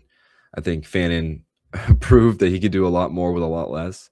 So in that regard, it's probably more exciting to pick Fannin, because if anything looks positive, like if anything improves over the Browns, like Fannin can be like a real star. Yeah. The likelihood of that happening because of the Cleveland Browns being very little. The Tyler Warren side for me is just that he is so good at the game of football, and he's such a well-rounded tight end, like in the same vein of like George Kittle. Yeah. Like, that gives me a lot of hope that he'll just be on the field every play as an option, like whether they run the ball or pass him the ball. Like, he is just like an athlete who can do it both, like just like in any avenue. So like that is where I like Warren. But I agree. Like, I think Loveland is probably the draft showed us, and then the NFL season showed us, like, he is the better receiving option of these two. But getting Warren 20 spots later, like, I'm not gonna hate that. That's gonna feel totally fine with me. And if someone takes Warren, I'm happy to take Fannin. Like, I'll probably be like a little happier to take Fannin. But both of them I'd be totally okay with taking at ADP. Yeah, it is definitely interesting. You've got basically 3 sections where 1-2-ish turn, you've got McBride Bowers. Middle of the 4th, you've got Pitts and Loveland. Middle of the 5th, end of the 5th, you have Warren Fannin. And then it's another 32 spots till your next tight end. But then you've got a big chunk of 4 to 5 tight ends, all within about 20 picks of each other. Tucker Kraft, Sam Laporta, Brenton Strange, Dallas Goedert, Rondé Gadsden. I'm with you on Kraft and Laporta. I know they're both coming off major injury. We know who they are when they're healthy. Laporta's even getting an upgrade, which we didn't really think was possible, but as far as just how they use tight ends in that offense, he most likely becomes the number 2 option for them, unless Petzig decides to actually adapt for the first time in his coaching career, but that would be unprecedented. Tucker Kraft is the one when healthy. To be fair, we haven't seen this iteration of Tucker Kraft with this iteration of Christian Watson, so we could see that he's actually the 2 when they're both healthy, but even still, that's very valuable at the tight end position on a good offense. Is you want a number 1 or at worst number 2 option is what you're looking for. Brenton Strange is wildly high for me. I don't like him at that price. I like every single tight end on the screen after him more. Jacksonville's just too crowded right now. I think if BTJ is gone, I'll be more inclined to Strange at that price. But even still, like, he was fine, but he didn't really he didn't have any games where it was just like very clear that like this guy is a target earner and a red zone threat and all this stuff. Like he was just an average to fine tight end. I don't really want to take him that high until I can see more, because I can't really picture him just like clearly being the alpha of the Jacksonville Jaguars, or even the red zone target of the Jacksonville Jaguars. So he's a little weird to me, but everyone else in this range, love their price. We'll be kind of drafting them pretty evenly. I am with you on Strange. I think we'll probably see a lot more Goddard going ahead. I think with the excitement with potential McDaniel, we'll see a lot of Gadsden going ahead. Yep. I'm shocked Sadiq is right here. He's going to rise. That's going to be crazy to me. I like him. I think he's a talented tight end. Yeah. I don't know if I can pick any of the. I don't think I can pick him over, like, even Brenton Strange. I'm probably picking Brenton Strange over Gideon Sadiq, because I don't know what he's going to do. A single year at Oregon as the main tight end. Yeah. And he was very good, but I don't know. Maybe I'm too cautious. Maybe I should really enter the variance zone and take a freshman tight end, because that's all they do. Rookie tight ends recently are just always crushing their value. So maybe I'm wrong on my initial gut reaction here. If they're good, and if they're good, if he projects to be good, but I just see too much OJ Howard in him, and it freaks me out. It really does. He's an athletic freak, absolutely. Like he will, if and when he tests at the combine, he will be threatening some records for the position, which will just jack up his draft capital even higher and jack up his ADP even higher. There's a chance that he goes to a real bummer of a landing spot. One that popped in my head was the 49ers. No. George Kittle is probably going to miss the whole season, if I had to guess, or like come back in like week 14 to 16-ish. Like that was a good point. He is older. That was a very late Achilles tear. If he ever comes back 100% from that, it's not this year. It's probably middle to end of next season. Like we most likely saw our last game of George Kittle just being like a top 5 tight end for fantasy. I think he's just kind of done. I think he's pretty rightfully right around like the Mark Andrews range at this point of like, he was good once. He can be good again, right? And then he just never is, unfortunately. But like I could see the 49ers drafting Sadiq pretty easily. It'd be a bummer, probably not as much of a bummer for this season, but like next season, if they're both healthy, would be very annoying to navigate. It would be, very annoying. We'll see where he lands. I think he's going to rise as soon as athletic testing happens. So while I agree with you that I don't want to draft him ahead of any of these guys, I think now is the time to draft him, because you're going to have to draft him ahead of some of those guys once rookie hype season hits. That's a very good point. If you want him now, it's going to be now. Yep. Such a bummer. But I get it. I'm not touching George Kittle at all, as we just mentioned. I don't know when he's coming back off that Achilles. I don't know if he's coming back at all. I think he loves football too much to retire, but I also would not be the most shocking thing in the world if he's just done. Or again, I don't know if he comes back very healthy or nearly as athletic as he was or nearly as explosive. So I'm out on Kittle, especially at that price.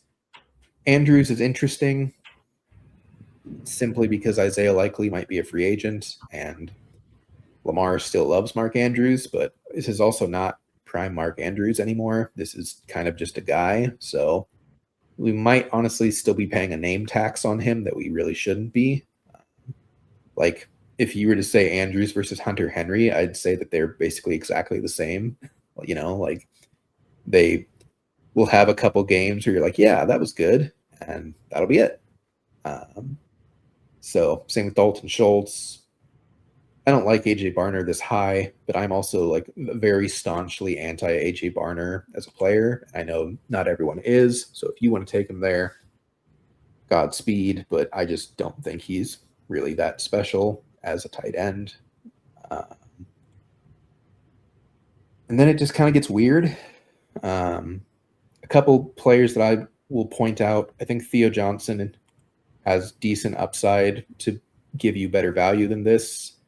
We know for sure that Jackson Dart is good. We know for sure that the Giants are going to be much better coached. It's probably going to be Todd Monken. He uses tight ends well. Jackson Dart really liked Theo Johnson around the red zone. We talked about it a few times during the season on Get Tilted for DFS. And Juwan Johnson is just randomly very low. And he proved that he's good with Tyler Shuck, and Taysom Hill is almost certainly gone. And he's very clearly the tight end one for this team. So I'm very confused at Juwan Johnson's ranking. I don't know about you.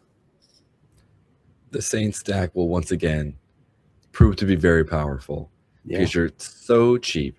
And it's a team that will probably need to play catch up or at least have to score a bunch of points.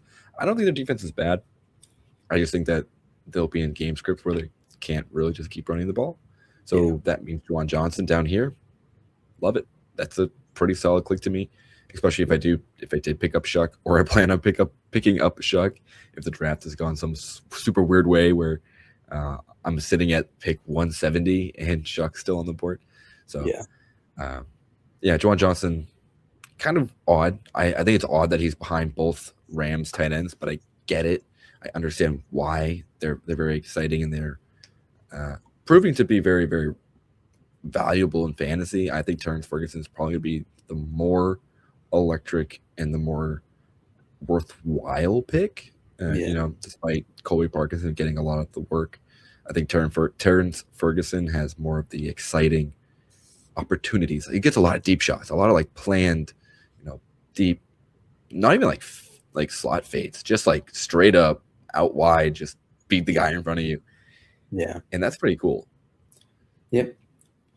Yeah. I don't know what to do with the Rams.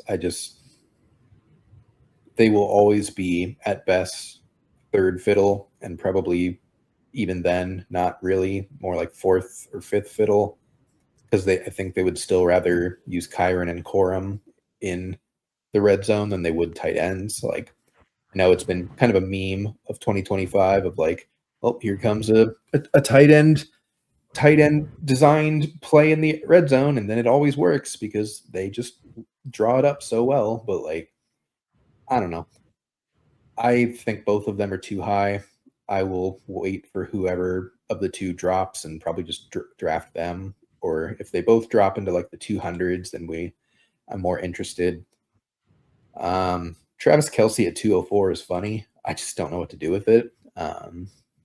He's probably back, but Patrick Mahomes is probably not healthy week 1, and Kelce is washed, very clearly washed. Like, not even just as a meme, but like very clearly just does not have much left. But he might still get like 80 targets. So I don't know what to do with him.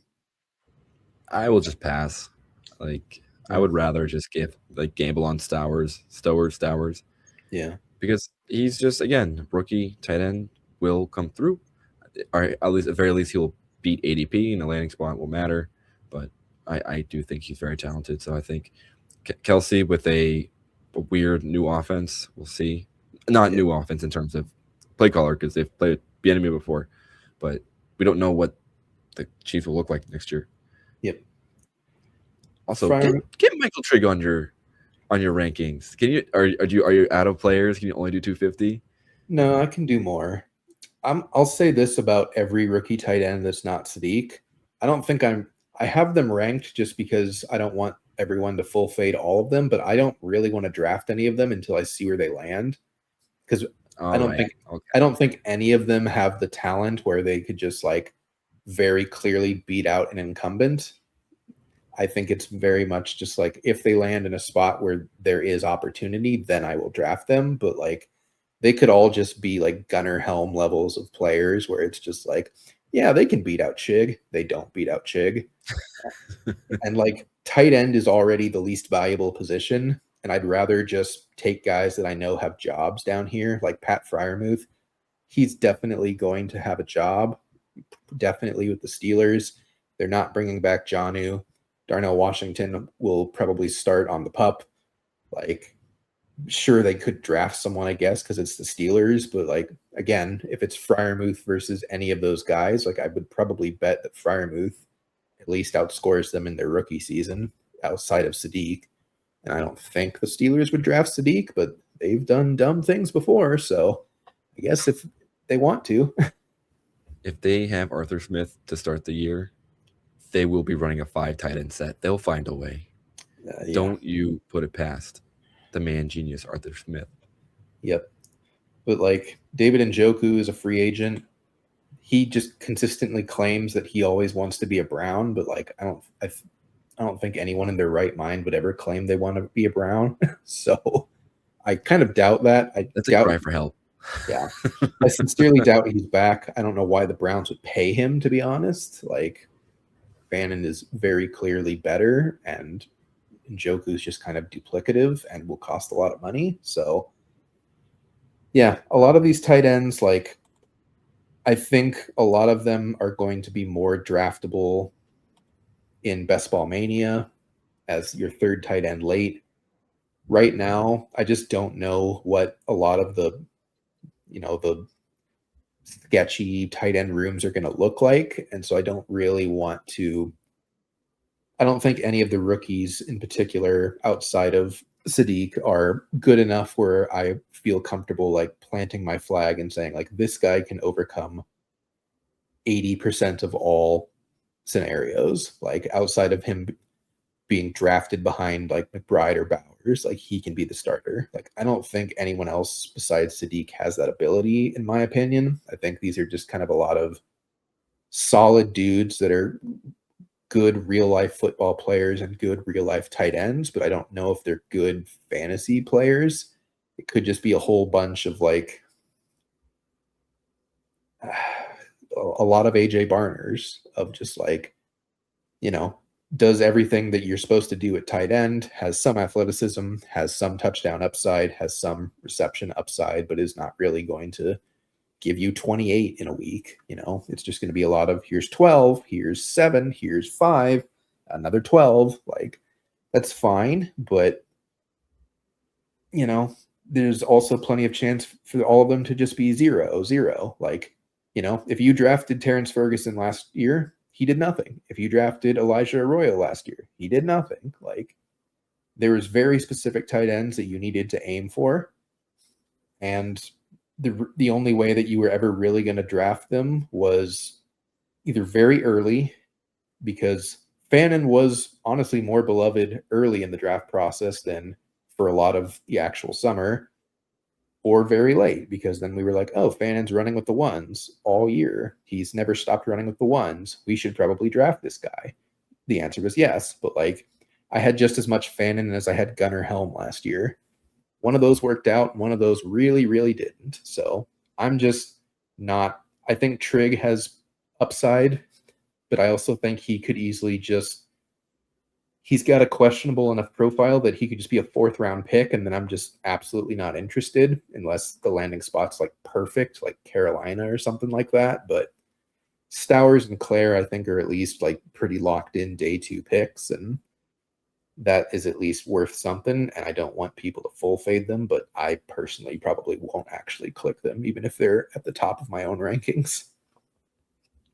You say that now, but the minute round 19 come through and you're like, I think I already got my wide receivers, my running backs are locked in. All right. Maybe we do go pick this random rookie tight end out of NC State. Maybe it's that time. Maybe. Yeah. Anything else either on tight end or on the whole that you've noticed as we've talked through everything?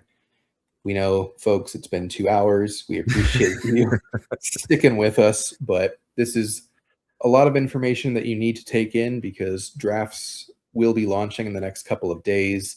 And frankly, you're not going to have a lot of time to take advantage of most of this information because once the first round of actual ADP from actual drafts come in, most of these advantages are gone.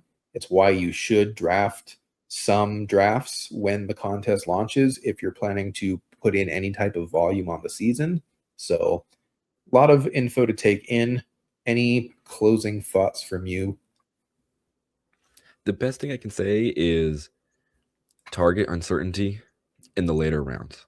Yeah. So once you kind of have your core, that's when you really want to start looking at the guys that are either in some sort of free agency limbo. They're not really sure if they're going to be the one, but they have the path, and that can be someone that you can really take advantage of. That's who I think you really want to start looking at once things start getting shaky.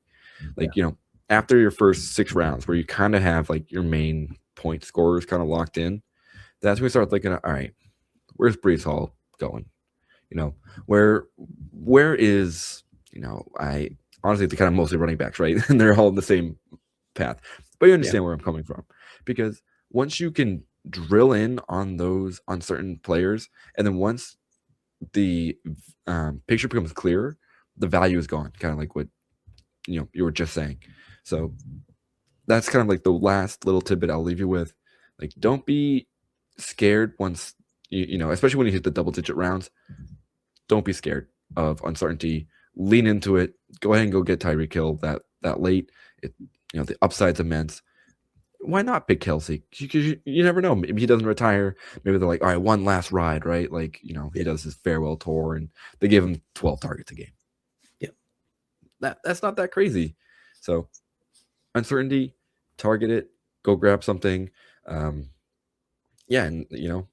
pick a couple rookies while you're at it, because if they land in the first and you got them in the 18th round, then good job. You just stole like 6 rounds worth of value.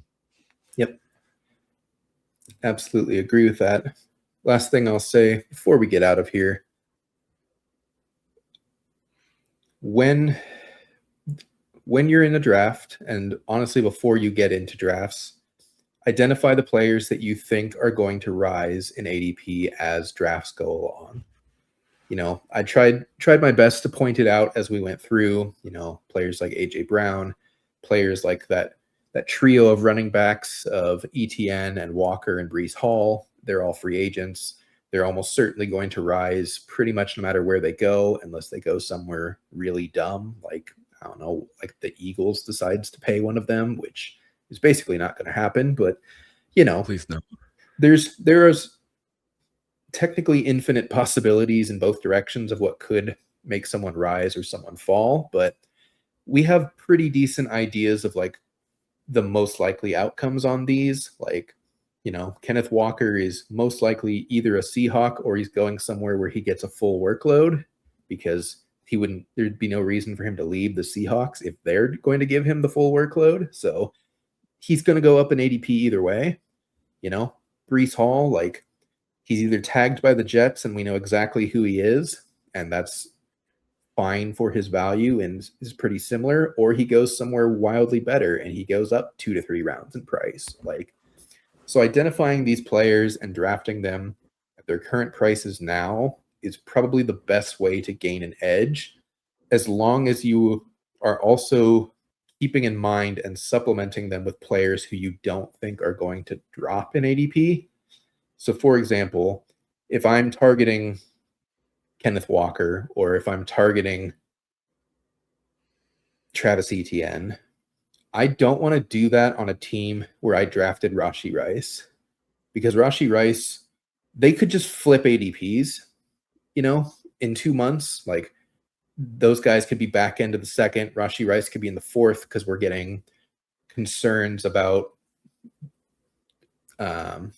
suspension and stuff like that. Then you didn't get any ADP value. You didn't get any unique combos. You just flipped your names. So that's really something that is hard to do in drafting. So it's really about like having a plan ahead of time before you start with your drafts.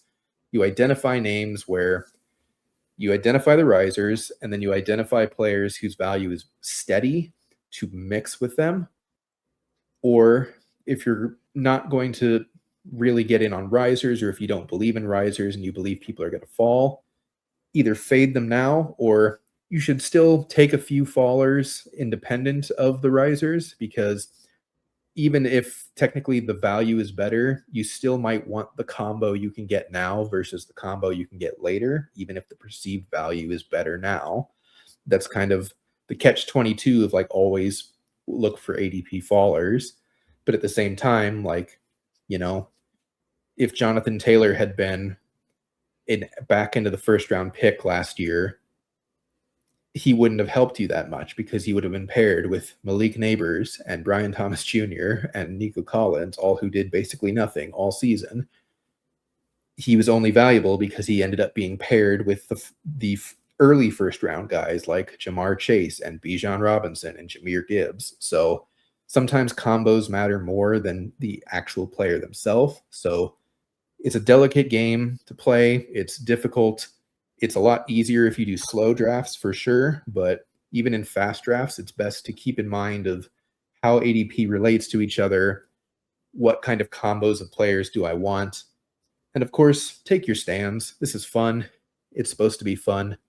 You know, if you're drafting hundreds to thousands of these teams across a bunch of different contests, maybe you care a little bit less about the fun and you care more about just like having a good portfolio. But, you know, if you're like the average person like us, drafting 20, 30, 40, 50 maybe all year, you know, take your stands, pick your guys, but still make unique teams, make strong value teams, and that's going to give you the best shot to win any kind of substantial money in this. Well, I think we got there. It's a long one, but hopefully you guys enjoyed this. Hopefully you found this very valuable. I am excited, so excited for 2026 best ball to start. We're only a few days away. Hopefully we will see you guys in the streets on Underdog. If you have not signed up for Underdog and you want to, you can use our promo code FNPLUS. That's FN Plus. You play $5, you will get 75 in bonus bets to use on pick'ems or on best ball drafts, however you want to use it. So if you have not joined these streets and want to, definitely do so with that promo code. For Bryan, we appreciate you tuning in with us, and we will catch you guys on the flip side. Thanks for listening. Be sure to like and subscribe wherever you watch or listen to podcasts. We'll be back next week for more ways to win your league.